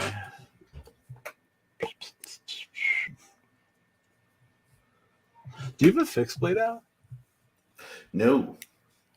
People have been asking me, and it's one of those things. Like what I've said before to people about the fixed blade is that like I almost respect fixed blades more, and it's like a very like saturated market that I'd want to be. I'd be super duper picky about doing like a proper fixed blade. You know? Totally. Like, because I don't want to do another drop point. There's tons of American Tontos out there. There's a lot of, like big belly stuff, Oh, yeah, absolutely. Right. So, like, I'd really want to do something special and unique in the space, Yeah. I think that all your stuff feels considered like that, though. Like you definitely dug out like a design aesthetic for yourself that stands out. It's a little with in a world where knives can look like each other. In a world where you can pick out your design language from like a mile away, which is a good thing. Like you have very just like look that I love. So appreciate it, man. Really. Yeah, very cool, excellent. But yeah, I'm looking forward to what you have coming up. Now, let me ask you a goofy question. Everybody's pointing out the momentum. The momentum was in Os 10, right? The first run was D2, and then they did Os 10. Yeah. So do you is that their choice or your choice, or how does that work? So we'll kind of chat about it, Okay. And I'll nudge them in certain directions, but ultimately they have like final say. Yep. Right? And sometimes it's what steel they happen to have laying around that they want to use, Quite literally, yeah. Yep, absolutely. Quite literally. We got a stack of Os 10 in here. We need to get it off the shelves. So yeah. And the Os 10 is kind of what we arrived to because like people have such D2 fatigue, Yeah. And honestly, like D2 is awesome. Yeah, I love Listen to this clown at the bottom of the screen. Yeah. Like he's not in a group chat with me. Oh, he did come down here and out of hee. So we'll give him a break. So yeah, it sounds like what you're saying is because I have talked to a couple of I'm not gonna sell anything out, but I've talked to a couple about licensing some designs, and we haven't. Not because of them, but because of me, haven't gotten to the point that here's my thing. I've got probably 30 designs in my book, but there's about 8 of them that I really like. And so it's that's like, what do I give up and what do I keep? And what, what I'm saying? And so haven't gotten that far, but I was always wondering about the steel piece of it because there's part of me that there's certain steel. I don't call myself a steel snob, but there are some steels I am just not a big fan of. So it's just always been interesting to me to try to decide, would I be okay if I designed something and they came out with it in whatever? What is that whatever? Come on, let's hear it. What's that whatever? I'm not going to say it. Well, you want hate on a steel? No, just kidding. D2 is just, for me, yeah. I am not, unless it's coated, I'm not a big fan of D2 on a folder. And that's just... me. I tend to rust things, not as bad as Lefty, but I will say this: D2 is a fantastic knife steel. as Yeah, far as being a absolutely. cutting knife that takes an edge and cuts well. I don't like the idea of I've got this part in here that never sees the light of day and I can't clean it well without taking it out. And am I going to rust that in there? And that's it. Oh, you got one of those knives, huh? Yeah, and that thing's kind of wacky, isn't it? Still, I haven't seen one that's gonna make me buy one. I haven't bought a single. The Rubato 2 is the one you should check out. The Rubato 2. Matter of fact, you should check out the Rubato 3 because I'm trying to sell one. Well, show it to me and I'll look at it. You may not like it because it's kind of small. I don't know. But, I like small knives, dude. Where's my small boys around here? I'll be glad to send it to you and let you check it out or whatever. But it's this guy. That's the Rubato 3. It's an Axta style. Oh, it reminds me so much of the Hogue Deca. It's got some Deca going on there for sure. For sure. It's a little different, but it's definitely got Deca handle going on for sure. So yeah, that I mean the action that's is not just too small, dude. I thought you were talking about stupid like good. No. You know me. I'm a sizist too, as everybody knows. But but again, Brent, back to what I was saying. I don't think it'd be a deal breaker if I licensed the design to, let's say, Kubi, and they go, "Hey, we're doing this in D2, or we're not doing it." I go, "Okay, D2 it is." D2, I mean, I'm not gonna. I'm a fan. I have a lot of D2 in my collection. Yeah, but the only other one. No, wait. What was the other one, KC? I just don't want to go down to something like a 440 or something like that. Oh yeah. No. Anyway, 8CR or 8CR. That's what I was going to say. Oh yeah, that doesn't hold an edge for 5 minutes. Yeah, no. You look at it wrong. 8CR goes dull. I have chipped many. I mean, I've got 2 CRKT Pilars with chipped blades because I've chipped them. So, yep.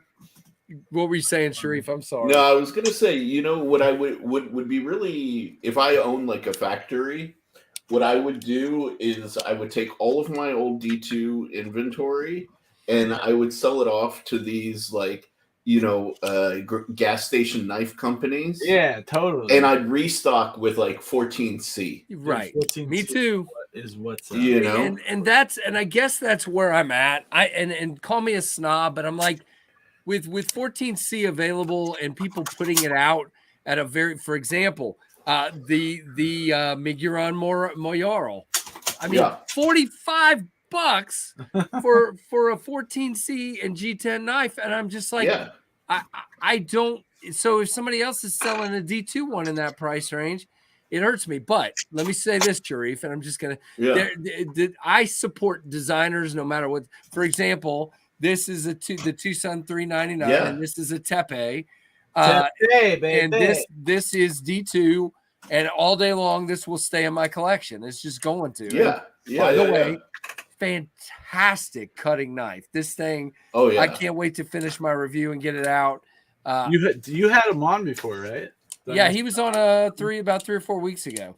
And I'm bummed I missed that one. Great dude, man. He's if you've never met him in person, just definitely try to at Blade Show Backpack if you go. I'm trying, dude. Yeah, after Custom Knife Show, I had so much fun. I'm like, all I'm thinking about is my next Blade Show. So, dude, I'm trying to get out to Atlanta myself. Yeah, man, that'd be awesome. That would be cool. I heard a lot of people go to it, and I just dipped my toe in with the New York Custom Show, and it was overwhelming enough. I was gonna say, so here's what I was gonna say. Here's my thought on you after watching your video. You kind of seemed a little bit overwhelmed in that small room. Yeah. You go to the big room at Blade Show, you're just gonna be like, oh my gosh, where do I go? What do I do? Because I know you're gonna freak out that you're gonna miss something. That's what it is. And it's also missing people. I hate missing people. Right. So you saw in the video, like if I didn't get a chance to talk to somebody, I explained why. Right, you did. Because I that's just like how I am, dude. Like down to showing their messages. That was pretty cool. Yeah, right. Like I care about people in the community, man. Like I just want them to have their time with I want to have time with them. Right. Understood. And that's very hard at Blade shows, and that's what I learned. It's like something just happens, you get just brought somewhere, all of a sudden the next thing you know, you don't even know where the person you were talking to went. Yep. I also learned I should probably introduce myself to certain people as my username, not my name, because I told you I walked up on Levon like hard and was like, "What's up? I'm Brett," and he had no idea who I was, because I think he would definitely know. I think he'd know if I said I was back. He's like, "Who the crap's Brent?" I don't Yeah. There was also another guy. I was like, "How do I know you?" And he was like, "I have no idea." I do that crap all the time, man. Like, I've seen your mark. Where did I see it? He's like, how would I know? But all around, just like great fun experience, great vibes. I hope all other shows are like that. I could have stayed for 2 more hours. Like, there you go. Speaking of D2, I got to do this because I got. Oh, jeez. Dude, I have one on. I always replace it. Artisan proponent Dirk. We had Dirk Pinkerton on. You want to talk about fun? We had a lot of fun with Dirk. Yeah, Dirk was awesome. So stupid work is eating my soul. So I like your work is eating your soul. You missed Dirk too? Yeah, you did. I missed Dirk. Yeah. Oh, that's not good, man. Yeah, it's all good. And then of course backpack. I got to show this guy off. I finally got it. Woohoo! Yeah, baby. Which one? You got the one with? I got the Nebula. Yeah. Oof, dude, Quiet Carry's doing good stuff, man. This thing is so sick, dude. So I had one in and I sent it off and I missed it. And that's when I knew I miss knives all the time that I have to send on to the next person. I can't buy everything, but this one I just really missed. And I'm like, you know what? I gotta have it. Dude. So totally. There you go. So, I have their little their bug out competitor that's in LC200N. Bug out. And I can never pass that knife on. The drift? It's too good. No, the drift is the titanium one. Well, no, they have a G10 one, the drift, but I mean, this guy, this tiny one. No, not the IQ. I also have this Eddie, or no, it's they got the Eddie and the Wayfarer. That one, yes. Okay, the Eddie.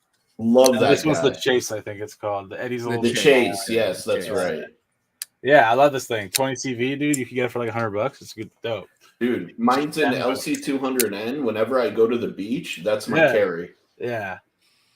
I think mine is 20 CV, and then, but I have this is my like water no matter what carry, the drift. Mm-hmm. So I'm a drift, and I like 20 CV too. So I was pumped to see them do 20 CV, do some bearings instead of washers. This is a home run. This knife, I've been carrying it so much.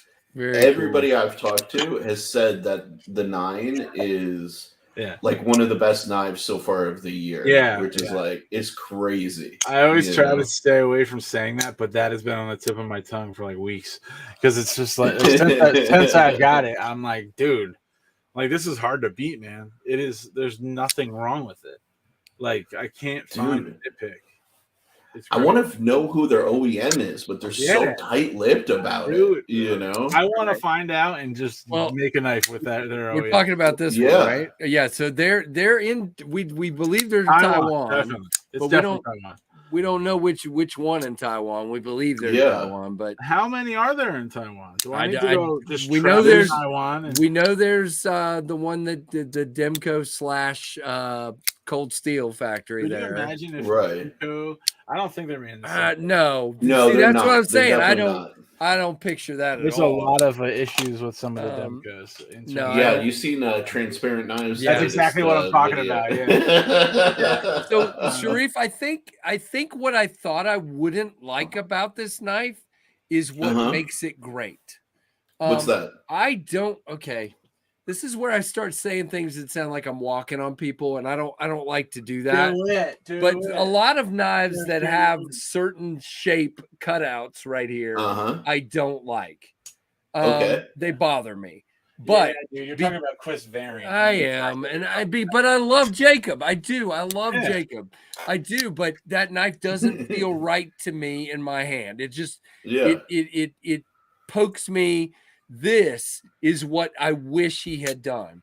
The nice But here's the thing: his cutout is iconic, though. You're dipping down into that deep. Yeah, I mean, you are deep, dipping down into it deep. Thank you. But it's just at a 4-finger knife for me. But because of that, I love it. It just locks you in, and it feels when you're doing this kind of cut or you're cutting through cardboard, that feels perfect. I mean, it is just phenomenal. And I think that's what sent it over the top for me. I want to love Jacob's knives. They look cool. I just it didn't hit me right in my hand. It doesn't feel good to me.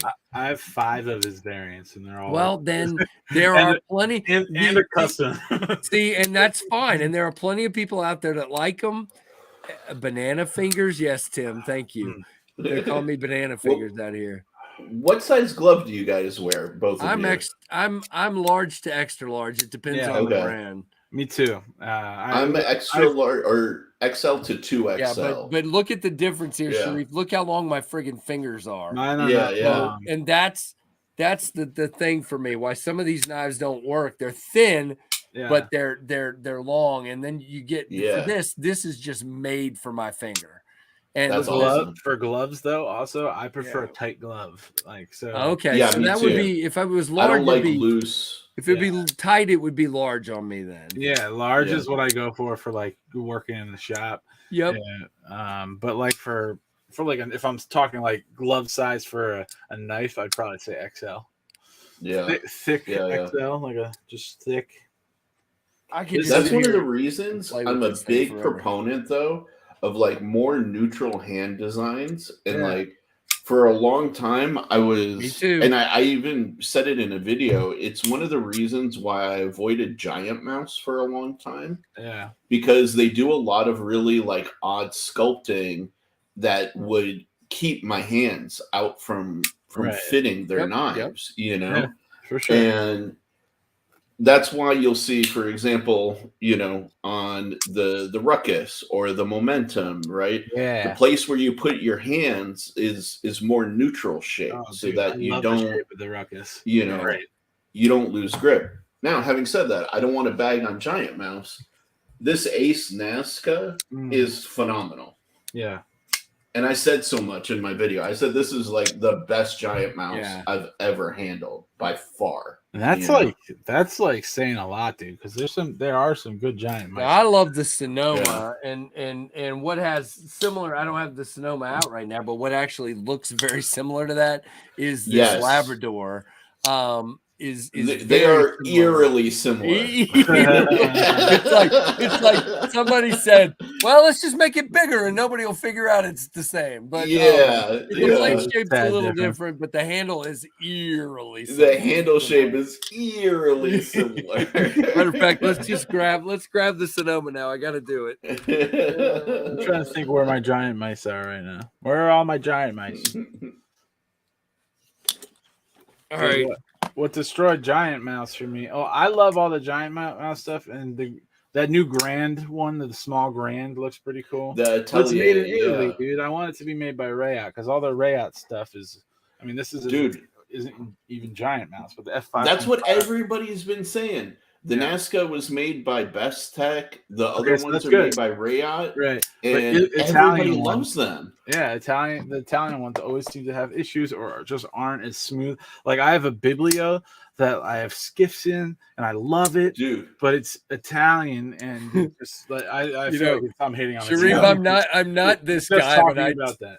I'm not this guy, but I'm just gonna do this. These handles, the handles, dude. Yeah. On down to how the flipper sits. Exactly. Yeah, it's literally they took it and scaled it up by 25%. Yeah, but the blades are different. In fairness, the blades are definitely different. You got to straight Riv back over here. A great knife. I've not ever seen a Riv, but I've heard good things about it. The Riv is out somewhere. So Casey, the whatchamacallit, the Giant Mouse that you have, the Sonoma, right? Right. That one is a nice. They made some updates to that. I had the very big first version one, right? And that little back portion you know, like this at the back end of it. Okay. That one in titanium really dug into my hand, whereas like with the micarta, you won't have that issue. Right. And then I had the version 1 pocket clip, which they swapped out for that wire clip. And the version 1 pocket clip was a nightmare, dude. Like, you got to look at old pictures of it. It was this crazy, weird sculpted titanium thing. Yeah, it was just like Hotspot City. I remember seeing people's reviews on that and dogging on that one. Yeah, we're gonna get giant mouse. I got to get a giant mouse. Hold on. I just realized that my camera's been on manual focus this whole time. I got to change it. So I got to get the crown jewel here. This is the Giant Mouse GM2. Oh yes, that's a nice one, man. Yeah, so this is I love this guy. So yeah, I don't know how we got sidetracked by Giant Mouse, but dude, we're just talking knives. Yeah, we are, man. It's really cool. I mean, and again, this is number 23 of 300, I think. Oh, wow, that's awesome. Mouse party? Is that what's going on here? What? We're about to have a giant mouse party. This is all I have, so I'm good. But that biblio, and look, you can see this is the Rhea. Oh, that's the rib. Not the Rhea, the rib. Thank you. The Rhea is a JRB knife. I knew what I was trying to say. If they did this just a little bit bigger and did it with Rayat, basically, I want the biblio to be done by Rayat. That's all. Dude, because I had a biblio, mine had all sorts of issues. I returned it. I didn't even say that I owned it. You know, for a period, and then I sold off my Sonoma. I had the GMF1, the little fixed blade, sheep's footy fixed blade. But dude, Stevie convinced me to pick up one of these, the Nazca. Yeah. This thing stays permanently on my desk as part of my rotation. I like it that much. I've handled the 2 of them, and I've actually put a hole in one, and it's good with the hole too. So should we touch? Nice. Should we touch what Tim is saying here? Because I noticed this too. We have the Altelier or whatever it's called, the new one, and it's about $100 more than everything else they've done in those materials, dude. Anybody got? I mean, did they switch factories? Are we doing something different here? No, what are we apparently doing? It's Italian made, from what I've heard. So why in the world is it $100 more? And it's even I've a laughed smaller at knife. the price actually, because I'm not. Yeah, I'm not doing that. Yeah, I don't think anybody's gonna. I mean, well, somebody's gonna buy it. But I really like it. I want it. It's like a grand in titanium would be so sick, dude. Like that's like my dream. Yeah. Like I love my grand. No, I don't know, man. Nick, I was showing we were talking about we already showed the Sonoma you traded me. Yep. So the Atelier in titanium is what, 285 with LMAX.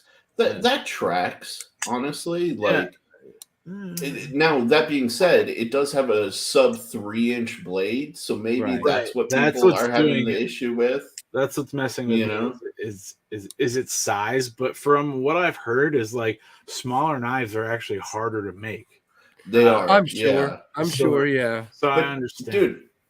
To me, that's also no different. You get a Pena from Riyadh, like the Lanny's clip was like 280. The front flipper. Right. Where is? Oh yeah, I got mine over here. This rib is just like gorgeous. I should carry this more. We'll do it. I know. I need to start rotating. Yeah, exactly. This is what Tim was talking about. The previous models in LMAX and titanium were 185 or less. Yeah.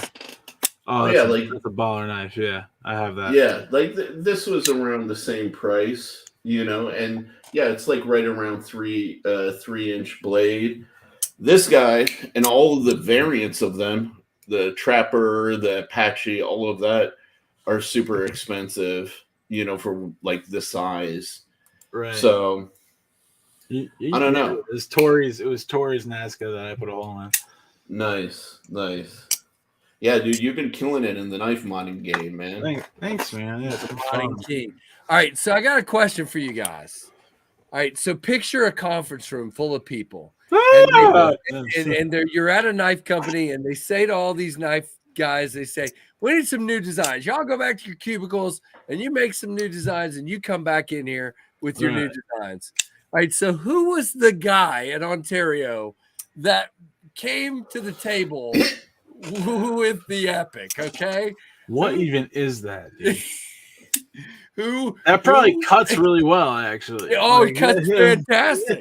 Yeah. I did a short on it today. It cuts great, but it's just hideous. Well, I came at the end of it there, but I mean, it cuts. Issue with Ontario knives, like they have the bangers with the Rat 1 and 2. So what we have here is D2, but it's D2, but it's coated. Okay. We have green G10 on this side, and we have a steel frame lock on this side. But look how thin this is. So it's like the Bezra. Remember the Bezra? So let's just go to this guy, which isn't super thick, but you can see how thin that is. Well, dude, that's like bug out thin. Yeah, it's like, so the biggest issue I have with this is because you have to give it lock bar access. That lock bar just digs the snot out of you. Especially if it's that thin. And it's chamfered not only on the inside, it's chamfered on this side. So you've now sharpened it. Exactly. So it's actually, it's not chamfered on the inside. It's only chamfered on the outside. That's bizarre. That is it's weird. Like single bevel. It's in this somewhere, but you know what I'm talking about? The Bezra? I've heard of it, yeah. But it's in the same vein as that. It's supposed to be a utility cutter, and it definitely, you can see that it very much is. But man, it's just all kinds of butts of jokes thing. Dude, that thing got hit with the ugly stick hard. Yeah, for sure. But it's not just the shape. You got the colors too. It's just the materials. Just don't do the steel on one side, dude. Do it. I don't. Well, Britt, you missed what I was saying over here. They've sharpened the lock bar so it really gets into your hand here. Yeah, you can tell. To me, I feel like certain knife companies, it might not be in this case for this company, but they just have their head in the sand as to what knife. I know it's not always knife lovers they're going after. They're just trying to make like a cheap product that a knife person can use. Right. But still, like, how can you miss that far? There's so many things on that people don't want. We'll see. Here's the funny thing. This is my affiliation knife from SMKW this month. So somebody out here is going to win this. So I can't wait to see what they think of it. I hope I win it so I could just chuck. Are you going to mod it? No. No, I don't want. I'm not going to waste my time on that. I have a Bezra flying around here somewhere. It is very thin. Yeah. It's epic thin. It is just. I just remember. It's one of those things that just dude, there's so many talented knife designers out there that could have delivered the same concept in a better, aesthetic and package. Right. Yeah. Just fix a couple of things and this could actually look like something. What's the seal on that? The what? D2. Okay. It's D2. But it's coated. Not for me. Britt's like, nope. Not for me. I'll tell you what's for me though.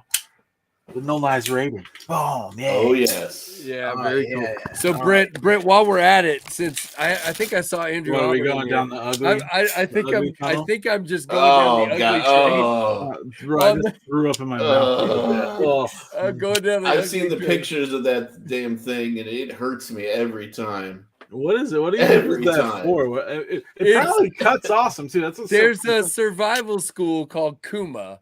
Okay. And this is the BAMF. You can figure out what that means. And yeah, it's a karambit basically. It's like a survival kind of. It should have been called the UAMF. Let's hear that again. I couldn't hear you. Hold on, where's my ninja mask? Yes, you need to do it. I'll ship this to you real quick, Sharif. This is also going to be given away at some point. So one of you lucky people are going to fix your subscribers away, dude. What are you doing? I got good stuff to give away too. It's not in tonight's giveaway. How about that? We won't scare them away. Oh my goodness! I know, dude. Backpack, you want to know a funny story about the Raiden, actually? Yeah. So, okay, cool. Years ago, like around 2019, Null Knives and I both entered into a knife design competition. That's cool. And he entered the Raiden under a different name back in the day. No way. And I just barely edged him out for the competition. Sick. And so he said, man, I love this design. I'm so happy with this design. He decided to start Null Knives, and he changed the name to the Raiden and all the branding. So that competition was the trigger for him to actually produce it and doing everything he's doing now. Yeah, dude, he's doing dope stuff too. That's He awesome. is. So what knife won? Okay. Is it a knife that's out? No, funny enough, it won, but it's not out. Come on, you got to get this one out, man. You got to get this one out. So the reason why this one isn't out is because a certain knife company, I sent it to them to license, and they stole my blade shape and combined it with another popular knife brand handle.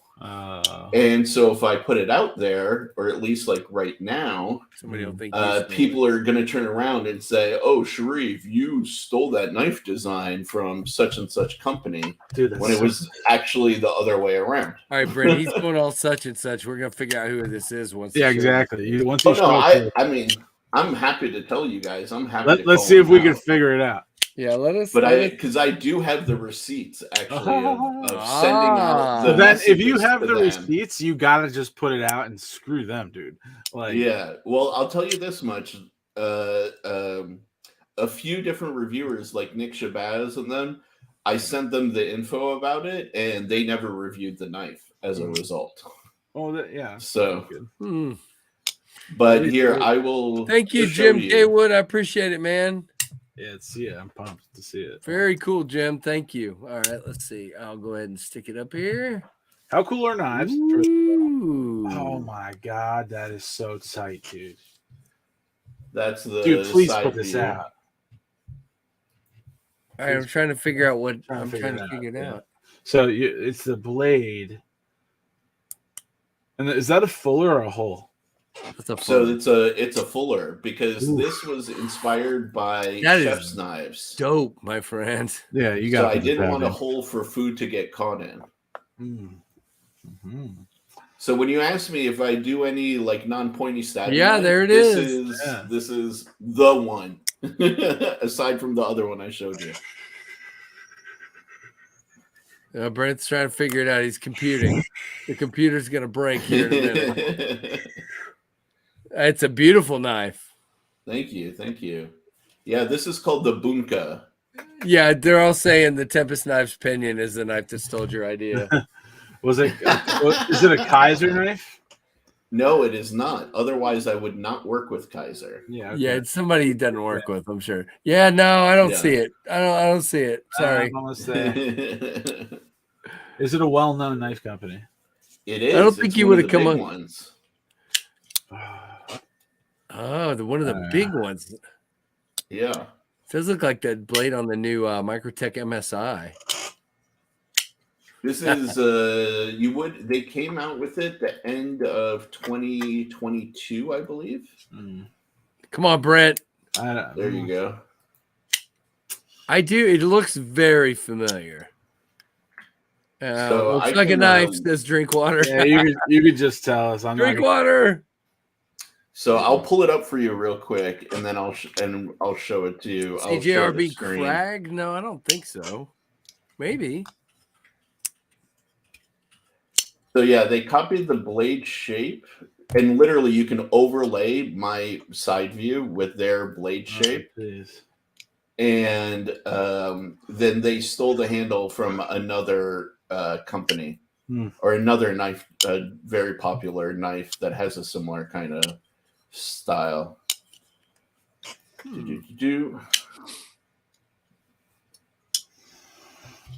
There it is. Oh, it's the bulldozer. Snap, dude.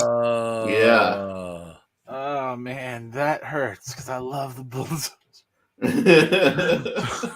So now you have to put yours out, bro. Well, he Dude, yeah. did. It's right there. I'm just kidding.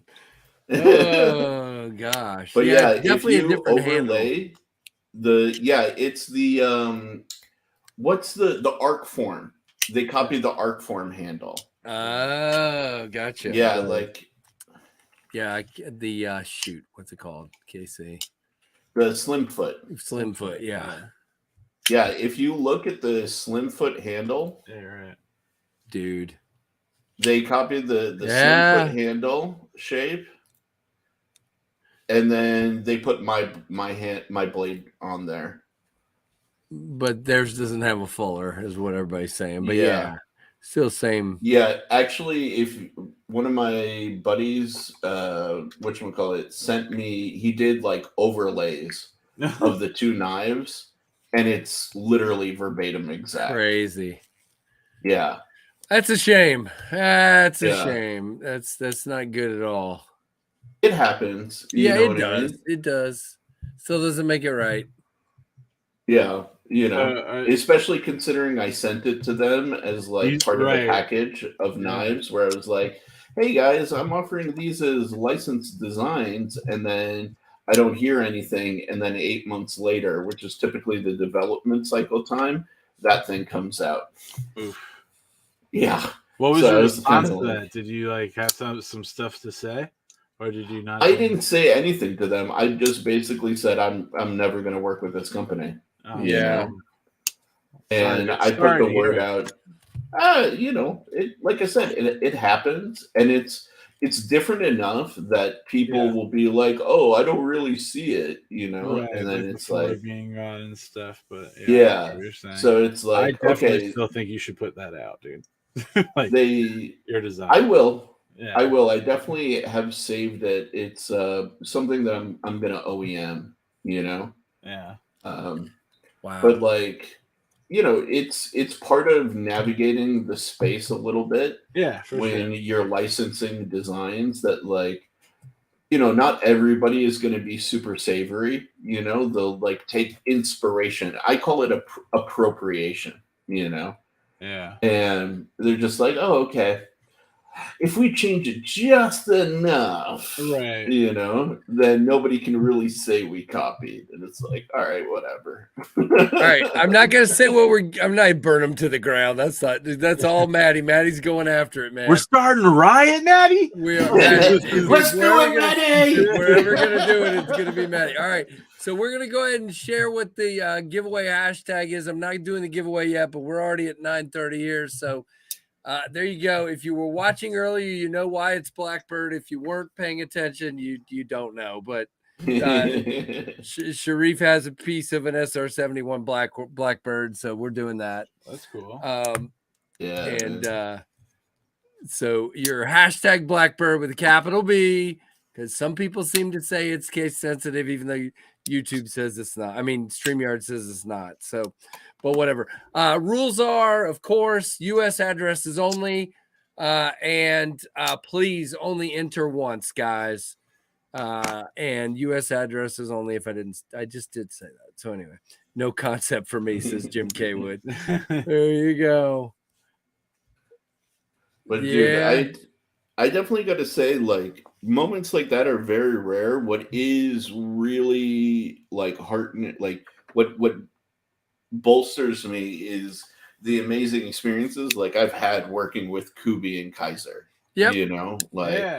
They are such phenomenal companies to work with and deal with on like, an everyday basis, that it's just like, dude, okay. So if I don't work with these guys, I've got these phenomenal people to work with, and that's the upside, like totally. I love to hear that Kaiser's good to work with, because Kaiser's my babies. They're my boys.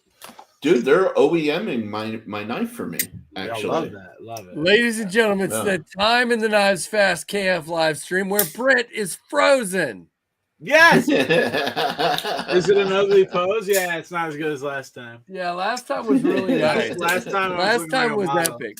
This time I'm like, I'm like making a ooh face, but now it would not be. It would not be a stream. Now, do you freeze during Knife Owl a lot, or is it only when you're on with this me? is my camera. So my internet has been so much better. I switched the internet because we were dropping streams like left and right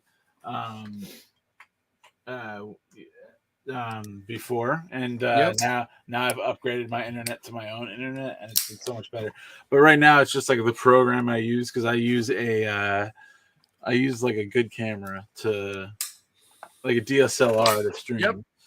Nice. So I just have to open up like the program again and select the camera. And They say, Tactical Terry says it looks like you found a turd on your desk. Nick says you're dropping a deuce. Yeah, there's all kinds of stuff going I could be doing all these things. You guys don't know he's actually sitting on a little porta potty. So, dude, we've been talking about that in Knife Out, how I'd love to have just like a urinal in here, but I don't need to leave. Dude, check this out. Completely random note. I found a carbide sanding drum the other day. Look at that. Look, it's all special. It's gold. Ooh. I wonder how much work this is going to put in. Maybe I'll put it to the test today. We'll see. Very cool. Supposed to be some bad weather heading our way, so I think I'm working from home tomorrow. See, this is such a knife guy comment here. Yeah, right. Sharif, I absolutely love my Tomascus bulldozer. How about yours as well? I like that. And this is just for Lacey, real quick. There you go, Lacey. There is part of the exterior skin of an SR-71 Blackbird. Wow, let's see. Amazing. That's crazy. And that, you know what? Sure. Oh, see now, I can't give my design ideas out. There's a blade there.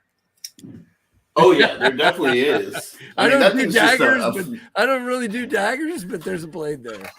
Oh, no doubt, no doubt. You know what? Actually, I just bought a bulldozer. Josh says I just bought a bulldozer. See, now we showed their knife, and people are out buying them. Wonderful. I definitely, dude. I wonder if this company that did these skins have the P51. Ooh, that would be pretty cool. Let me see. Hey, Bludget. Did I just say Bludget Blade Review? Budget Blade Review. Hey, Bama Ninja. 97 folks in here. Very cool. What's the hashtag again? You already did it. I saw you do it. I know, for fun, because like obviously I'm not going to take it if I win. Hashtag like Blackbird. To see if I win. I got so BLAC. What are you doing? Holy crap! He's typing on an old school. I just got the coolest thing ever for my shop. It's a what is it called? A typewriter, dude. I got a typewriter. What is it called? Oh. Lord. Look at that. Look at that. It's a travel one. So it's small. Yeah. I could tell just by the sound of it. Oh, it's all working too. That's just awesome. Another hobby to get into. Dude, Casey, I'm going to blow your mind right now. Okay. Oh, he's blowing my mind. You're going to cost me money, aren't you? Oh, look at that. You can actually get a skin cut of a P51K. Oh, okay, fine. That's pretty cool. I'll send you the link to this in the DMs, man. Yeah, I don't want to put it on my luggage, though. What's wrong with you people? No, you don't put this on luggage. You says put it on your luggage. ID your luggage, keys, or anything. Who would do that? Yeah, no. I'm not doing that. You're crazy. A $90 luggage tag. A $90 luggage tag. Yeah, you're gonna love that. Ah, that's crazy. Yeah, dude, and they have these for just all about sorts anything. of special like airplanes too. Hey, Kyle. Which is super cool. So like this is one that I really want to get because I'm always been a big fan of the Burt. The A10. Yep. But yeah, man. Like, the old warthog there. Yep. Very cool. So yeah, I'll send you the link to these guys. Send me the link. And there we go. There's the F4 we were talking about. There's the F4. A lot of people don't even remember the F4. It was a wicked airplane for its time. It really was. Oh, yeah. It was great, man. Blackbird. Look at that. Nice. It's backwards, but it's nice. Anyway. Yeah, I gotta flip my camera. Well, don't do that. It'll just freeze again. Dude, how cool is that? Can write on all sorts of stuff. The only thing I did get was new ribbon for it because the ribbon has like the ink in it, and all the ribbon was dried up. I had an F4 model as a kid too. Drink water until my mother. I drink water when we were moving from California to North Carolina. My mom thought I had too much stuff and got rid of it, along with a whole shoebox of cards that included a Mickey Mantle rookie card. She sold it for $5 at a yard sale. Without asking. You've definitely been holding it against her since. Yes, I have. I don't ever talk to her about it, but I'm holding it against her. Yes. The F4U is cool, but not, this is the F4A. But yeah, F4 Phantom is what, right? Exactly. And then it turned into the Wild Weasel after that. Love the sound of an A10. Yep. The brrr. Yeah. Very cool. They even have the skin of the F-14 on here if you want one of those. Oh man, there you go. B-52s. You name it, man. Yeah, I follow all kinds of you guys would be surprised. So Sharif, I also do plane spotting. I've got like a radar thing on my phone. Oh, do you? And snap, dude. And I follow several plane spotting live streams and things like that and watch those. You're saying you're a nerd. I love planes. I love planes. I mean, that's awesome. So I gotta tell you, this one of the saddest stories of my life, man. Oh no. So you guys know what Fat Albert is? Yeah. Not the TV show, the airplane. Hold on. All right. So Fat Albert is a Lockheed C-130, and it tours around with the what are they called, Casey? The Blue Angels. And I love the Blue Angels. I am like a major, if they're at an air show, I want to go. So literally when I was working at a local TV station, I had a chance to, they called me up and they're like, all right, you're on the Fat Albert ride. And I was supposed to take a camera and ride Fat Albert. And what they do is they do at the air show, they do like a high, what they call a high climb break. So they take off low like this and immediately make a quick break up. And I was all excited for that. And like clouds came in that morning. You threw up. No, clouds came in that morning and the visibility was too low and they canceled the flight. And they had an afternoon flight, but it was full and they bumped me. How dare. So I was like, oh, I was so upset. I was so upset. Brutal. But, yeah. Have you ever gotten a chance since then or no? No, never got to ride in one. I would love to. And who cares if you throw up? If you get to go in Fat Albert, I mean, of course. Yeah, I don't care. You know, I've been in lots of fast, crazy stuff, but that would have been awesome just to experience that that kind of power. It's just a phenomenal plane. Rusty knew what it was. Very cool. So did O-Tip. How do you guys? How I used to get up in the air. Very cool. Oh no way. Very cool. Silk is how he got back onto land. Very cool. So apparently Douglas was a paratrooper. Very cool. Yeah, O-Tip's a gangster, man. Yeah, he really is, man. He gave a lot for sure. Oh yeah. Yep. I was so excited. Yeah, there you go, Chuck it. Man, I was so disappointed. But so it's the planes are just in my blood. I love planes. So that's cool. Even just going up in a stupid, like my father-in-law had a Gulfstream, and the university I worked for has a Gulfstream, and I just love riding in any kind of plane. I mean, I just shoot. I even like commercial jets. It's just so I watch. I got an app, and I watch all those different. It's called Flight Radar 24. If anybody's interested, it's a great Where's app. that one place? It's I think like in Ireland where the fighter jets have to like pass through in order to like get through like England. It's like a big like is it Ireland or Wales? I can't remember. I don't know. That's there's so they get funneled through a certain area, is what you're saying? Yeah, basically, like if they need to go, let's say from the East Coast, and so like you can regularly see like F-35s, F-14s, F-15s. That's awesome.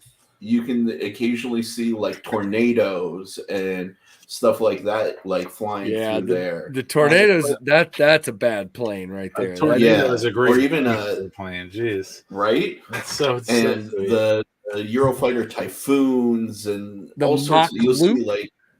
Is that the Mach Loop. That's what I'm talking about. Yep. Yeah, I think I have heard of that now. So thank you, Tim H. Saw Fat Albert do a JTO takeoff at Indian Springs. We're in the hangar next. Yeah, it's crazy to watch it. It just sitting in the crowd, watching this giant plane just make a break like that is just like. Dude. And then what they do, and what I was excited about is they go up and then they level out, and you get that real quick the anti-gravity thing going on. Yeah, I wanted to do that. And so it was very disappointing. I tried to get into one of the Blue Angels, and that wasn't happening. It just wasn't going to happen, but it's okay. Man, those guys, the pilots, man, I'm surprised they can fit in the cockpits with the balls they have, man. Yeah, there you go. So Dang Ross, I have definitely seen the Boker. I tried to see it at I clicked on the wrong. Where'd it go? You talk about that Boker that has I've seen the Boker with the Messerschmitt. They're doing one with the P-51. I tried to see the Boker the Messerschmitt one at Blade Show Atlanta last year, and they wouldn't let me get it out of the case. They wouldn't even get it out of the case. So I'm like, really? Whatever. But if they come out with a P-51, just remember this came first. So just remember that. But Blackbird is your hashtag, guys. We'll do the giveaway here because I have, like I said, about a 15-hour day of work tomorrow, so I'm gonna probably go before 10 here and break off and get some rest. Oh, I am gonna pass out for an hour. I'm basically doing my regular job, Brent, and then the ESPN2 NIT game that's here in town tomorrow night. So I will be, I'm busy. Working from 8 till probably midnight. Oof. So. With a break in between until the day that baseball starts at this time. What you got, Sharif? Let's see. Casey, you're in trouble. Is that it? P-51 Mustang. There it is. They've already got it out. It's how does that look like a Mustang? That doesn't even look like a P-51. Not at all. It's got the rivet panels, but I mean, yeah. I mean, their whole thing is they make them from steel off of one. So yeah. And I like that. I like that cool. concept. That's cool. Yeah, I'm gonna say something that's very anti-KC right now. Oh snap! Are you gonna like? I don't like the pivot at all. It looks clownish. I don't. It looks the Captain America shield. Yeah, it does. I don't. Yeah, like the ball from that's really weird.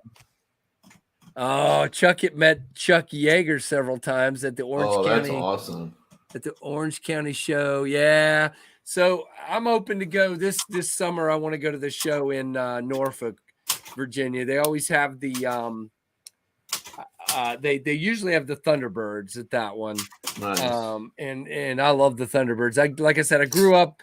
My teenage years were spent at near Seymour Johnson Air Force Base. So any air show that came there, I was there. So, Brent, what are you typing now? It's something for the giveaway. Don't worry. Okay, all right, cool. It makes sense. You're giving away your typewriter? No, I said if I win, I'm typing out who it goes to. Okay, all right. We're gonna have it ready. Yeah, Chuck Yeager was definitely a legend. Those guys, they didn't even when you watch some of the historic stuff of the astronauts and the people like Yeager, they were just serving their country, and they were just like weren't even thinking about the danger. Yeah. They were just like, "Yep, I'm doing it. Cool, here we go. Let's it's." Thank you, Chuck. I didn't give you your delicate salute there. There you go. That was always my dream as a kid. That knife does look pretty cool, except for the Captain America shield. But anyway, yeah. Go ahead, Sharif. I'm sorry. When you were a kid, I wanted to be a fighter pilot. I even wanted to be a test pilot, doing like the bleeding edge stuff. And then my eyesight started to go because I sat too close to the TV as a kid. Yep. They told me I Right? tried to go into the Air Force and I wanted to be a pilot, and they told me nope, your eyes suck. I'm like, okay, thanks. Have a nice life. And then I went into TV where I have to stare at screens all day long like a crazy person. So, but yeah, all the best astronauts come from Ohio. You're not wrong. You're not wrong. I love the story about Buzz Aldrin punching a moon landing. Denier. I didn't hear that. Yeah. That story got lost on me. Yeah, I haven't heard that one. Brent, you should start modding old typewriters. I just feel like I'm going to use. Oh gosh, to write. They're coming after you, Sharif. You did a good crash. Dude, Kyle always comes after me, man. Kyle comes after everybody. Yeah, he does. Oh, that's cool, Blade Crush. That's awesome. All right, I'm going to go ahead and put up the. I'm going to put this up one more time. Where is it? There it is. So if you haven't entered yet, do it. And let's go ahead. We got the. You guys know we got the swag pack here. I'm not going to take everything out, but you got Knives Fast stuff. You got Big Red. You got Lefty EDC.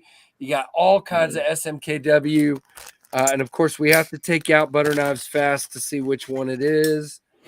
Butter Knives Fast, number 96. Oh, with the T-Rex's Trev there.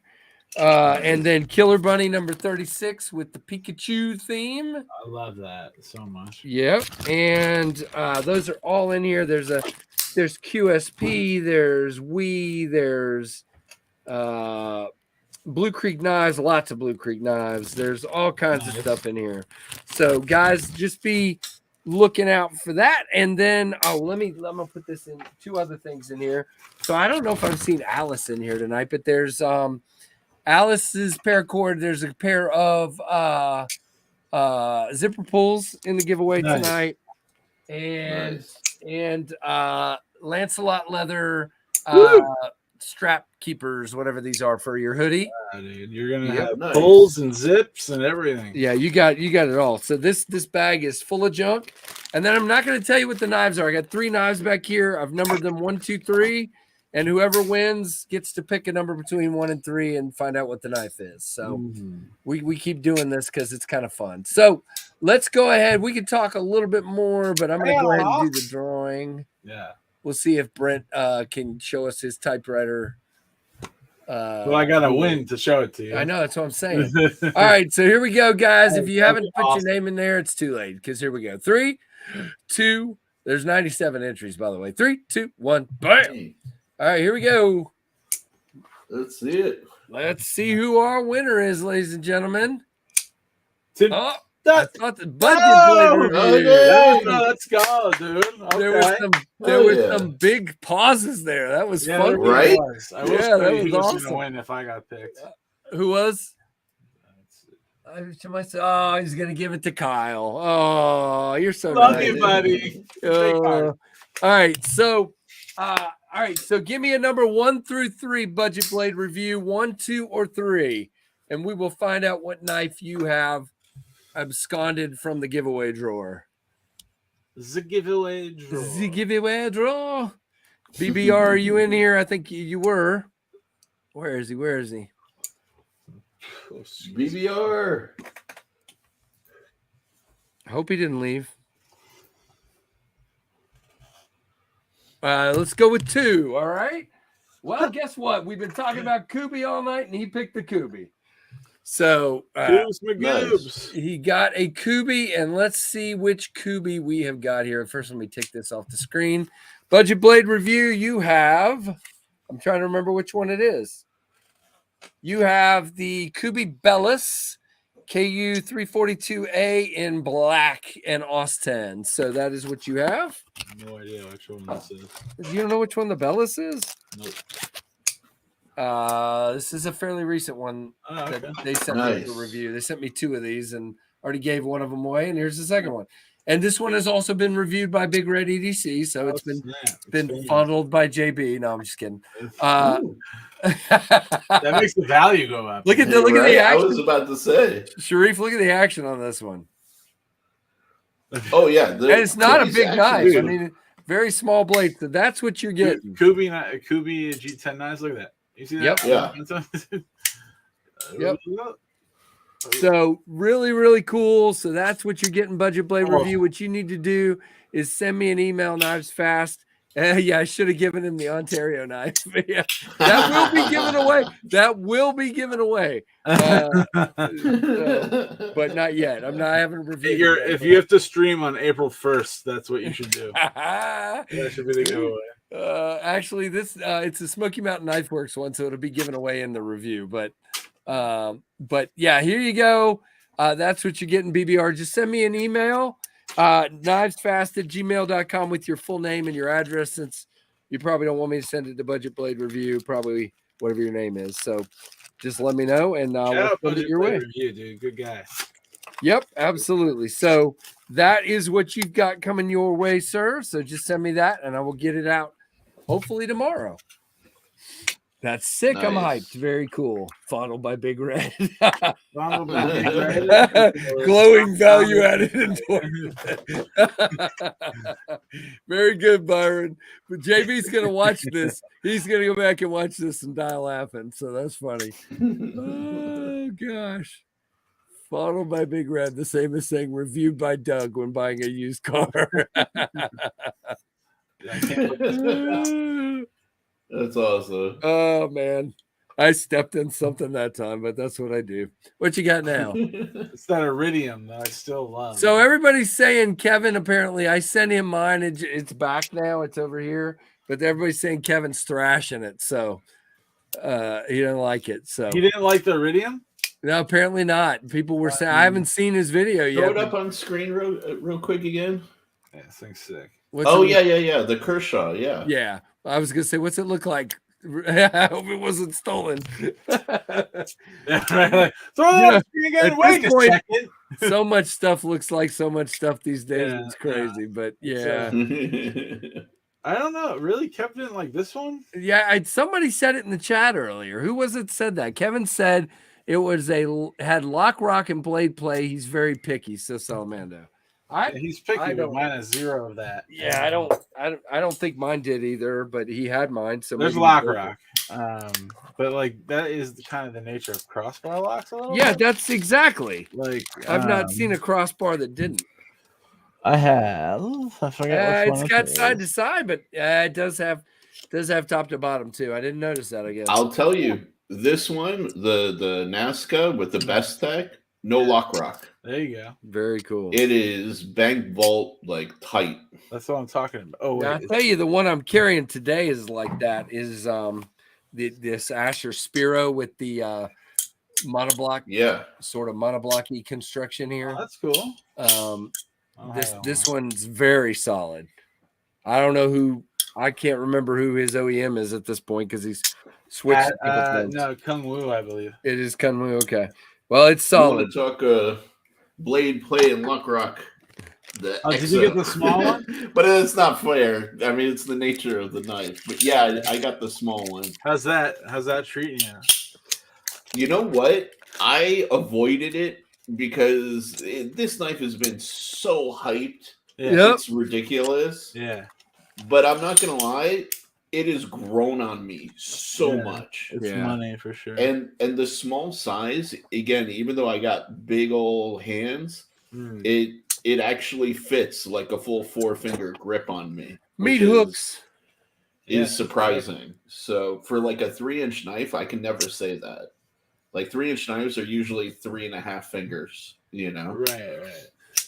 Like the nuts for knives, that doesn't seem like something you want to announce to people. That sounds disgusting. Which one's that? He's eating a chip and butter sandwich. MBK old guard. Yeah, there you go. With Very the cool. inset lock or the liner lock? The liner lock, yeah. Yeah. But this is a 3.5 finger knife, maybe 4 if I choke up on it, you know, kind of size. Where did I put my carry for it? Because I carried one of my MBKs today. Where did I put you? Nope. No idea. Oh, right here. Yeah, I had the Easy C 1.5, I think, with the marble carbon fiber. Oh, yeah. Nice. I threw a deep carry clip on that bad boy. Hell yeah. Yeah, this one's sick. I have the double detent version of that knife. Yeah, the easy. I think it is the Easy C, and this is the EDC. I forget the names. Nuts for knives, I get it, man. I wasn't making fun of your sandwich. I was just being goofy. Yeah. If you eat what you gotta eat, man. Dude, yeah, I mean, weird sandwich combinations are all the rage. Oh, 100%. That's very true. So there's a new burger place in town, and I had to go try it. And I was really interested in this burger.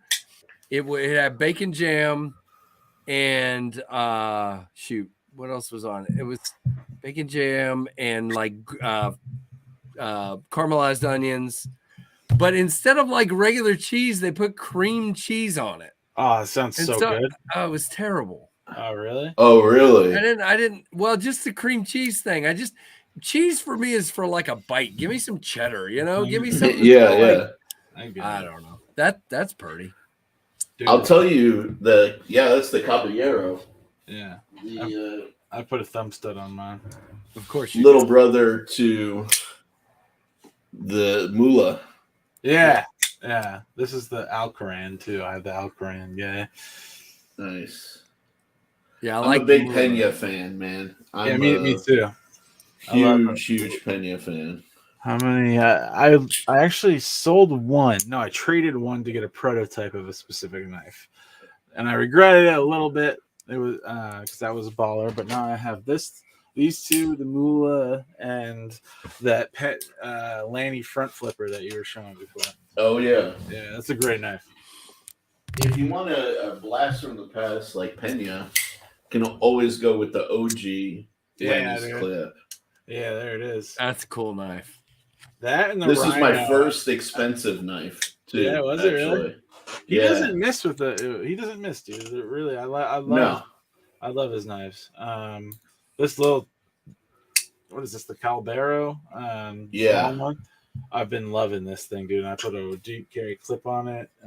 Nice. So it's just nice and it's very cool. Fidgety, small. I might want to change my Carta. Right now, it kind of like on purpose, it's raised a little bit to like it's a little high. A little bit. But I might want to try to replace that with like some fat carbon inserts or something. Ooh, pimp it out because this is a project knife because I blade swapped with my boy Chris.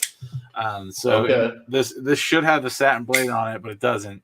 But so it kind of looks a little bit strange with the colors, I think. Yeah. But I'm going to change these to fat carbon and then like darken the copper with like copper darkener, make it like near black, and try to bridge the gap a little bit. So it's a project.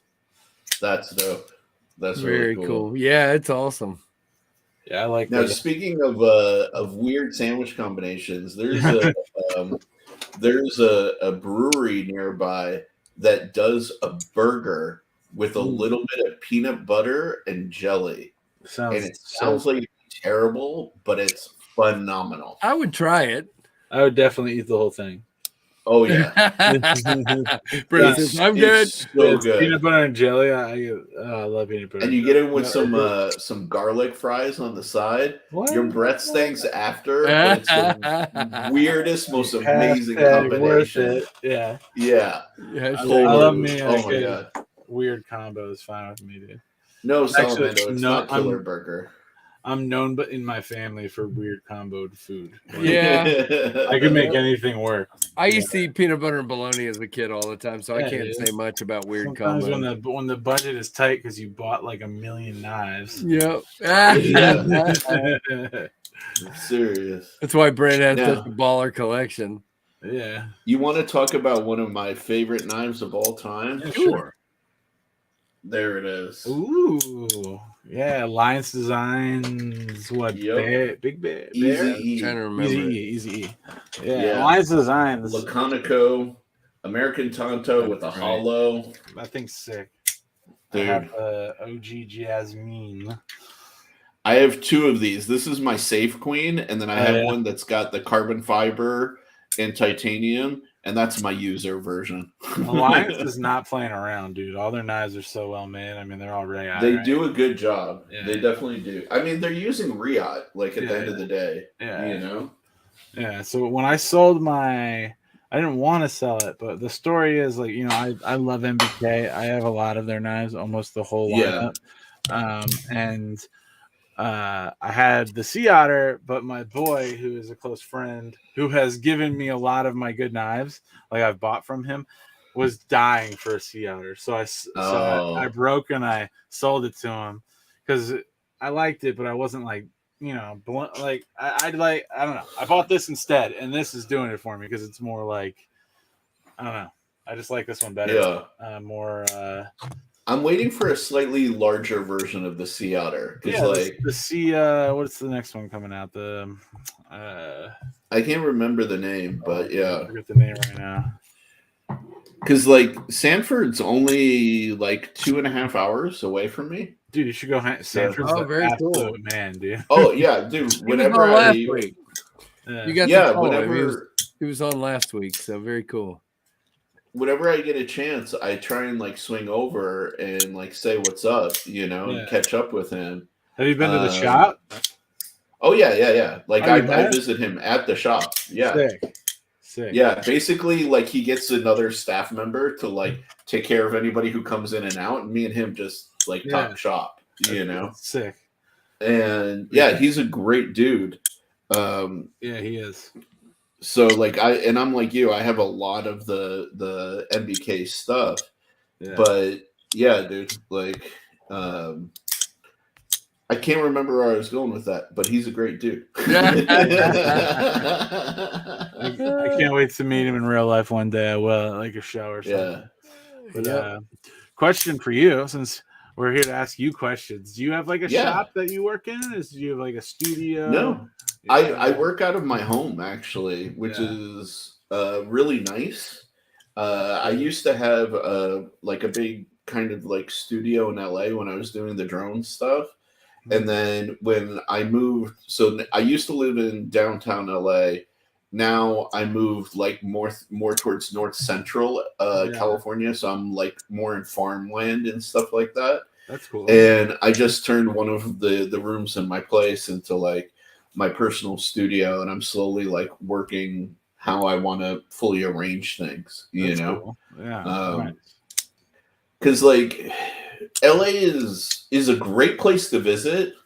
Yeah. I don't want to live there. I really don't.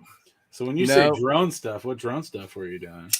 Oh, so go back and watch the stream, man. Okay. What are you doing? I'll go back and watch if it's something you've already talked about. No, go ahead. No, I'll Mike Curtis, go thank over you. it real Brian quick. F got a membership from Mike Curtis. There's your delicate salute. Brian, if you've not been a member, shoot me an email, knivesfast@gmail.com.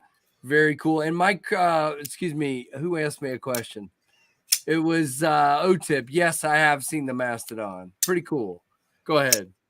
Yeah, so I used to design and build drones for like high-speed applications and racing. That's awesome. Yeah, so for like a little while, I had like the speed record for doing like 140 miles an hour with a small drone, and then that's nothing now. They're doing over 200 miles an hour now. Yeah, dude, like that's awesome. Like very fast. And do you build from the ground up? Oh yeah. Yeah.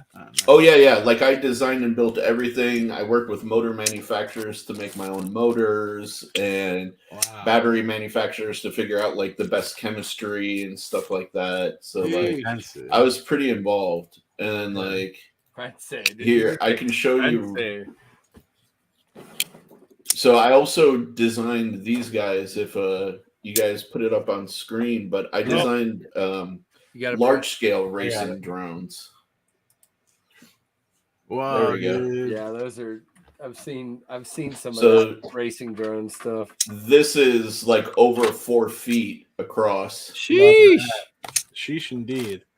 And these were good for like a good sustained like 130, 140 miles an hour. Wow. And so this racing series, this is sponsored by Mountain Dew and DHL, and they would fly around like major historic landmarks and stuff like that. That's cool. And yeah, it was a lot of fun. And like then all of a sudden, the industry just kind of like fell out, from the bottom, and everybody switched towards like filming, know. Right. All right, we're getting all droney here now. There's your $2 question from Chuckett. There you go. Go for it. Yes, sir. So it was really CHNL did some really phenomenal packs, and then Genze's tattoo. But there was those were the best like for balance of like power and longevity.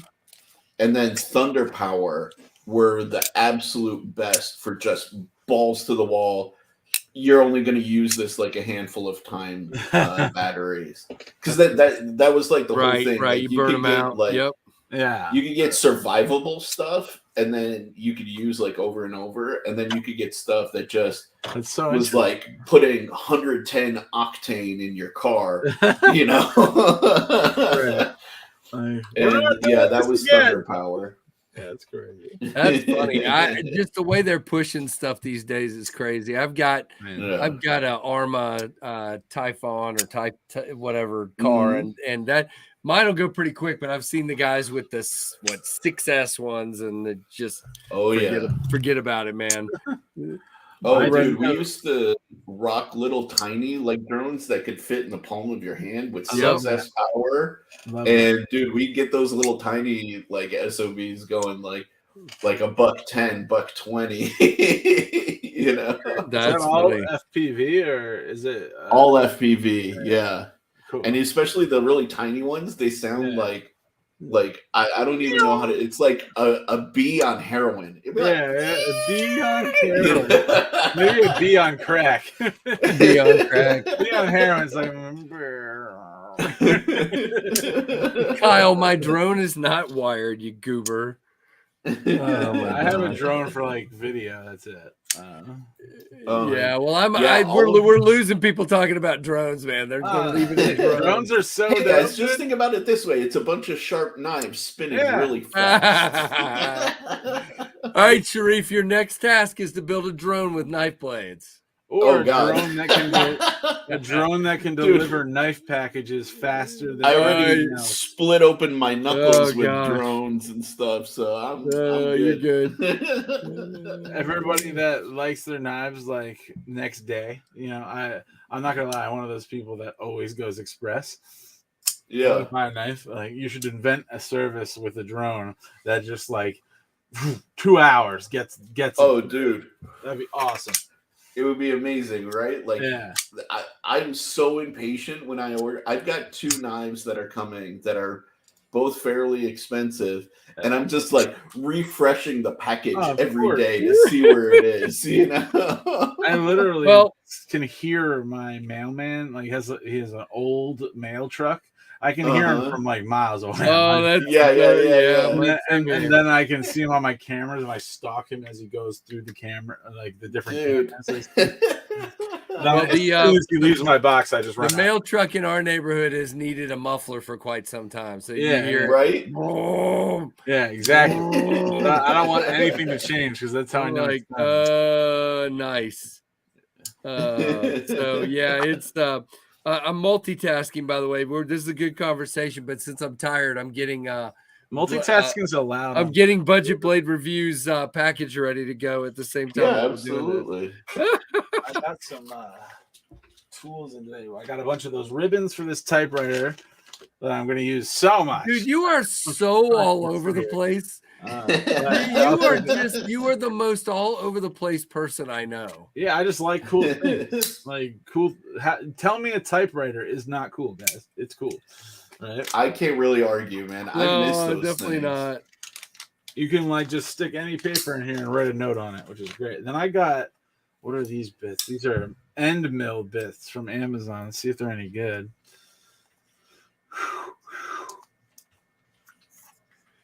Oh, that's what I'm talking about, dude. Those are dope. I can do some things I've been trying to do. You're a nut, dude. Well, I've been doing scales, and I need to have these to be able to put like, what scales have I been working? I was just thinking, man, that would make a really cool looking backspacer if you like. Yeah, cut it. Hey, Budget Blade Review, you call me a boomer one more time, this package ain't going squat, man. Oh, man. Got the boomer all fired up. What the heck, man? I'm sitting here printing the guy's label to send him a really nice winning package, and he's calling me a boomer. Oh, my gosh. What is wrong with you people?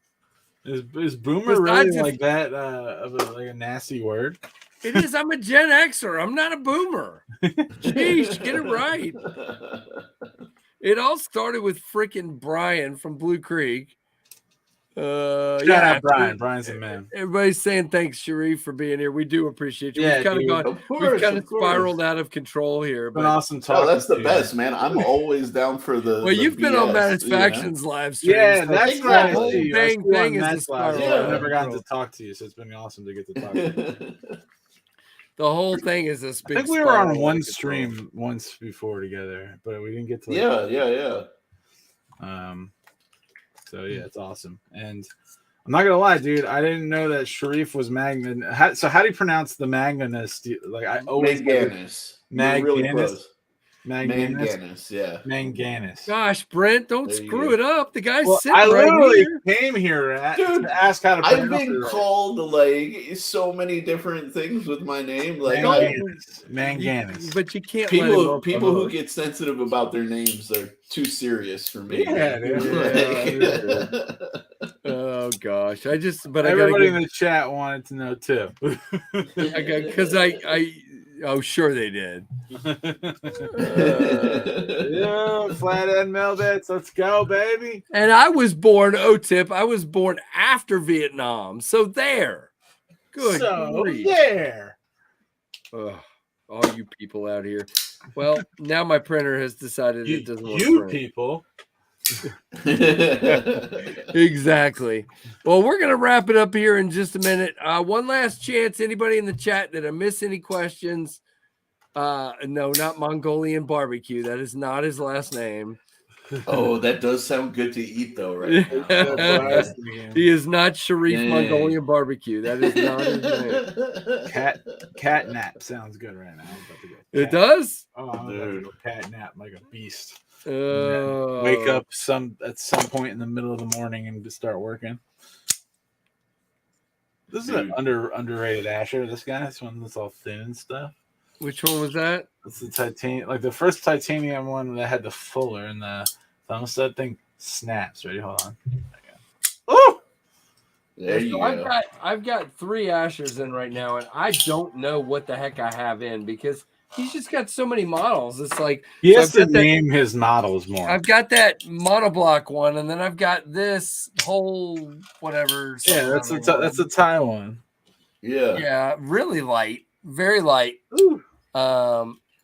Asher's doing good stuff, man. But look at the pivot collar on this one's different than yours. Wait, hold that back up. Yeah, you have the new pivot collar on. Okay, so this is totally different. It's like the second version or something. And then I've got this one that's also titanium, but it's got kind of a that one's not. I don't think that one's out yet. I don't have that one. I don't know. Kevin sent these to me so to check out, but it's basically what I always say is he confuses me because he releases like 30 different versions of the same model. And it's like name it.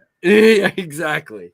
This is the best one in my opinion. Still, it's the one before he switched to Kunwu, even though I like Kunwu, but it has these carbon fiber scales, and they're the best carbon fiber scales on a budget knife, in my opinion. It's so good. Dang.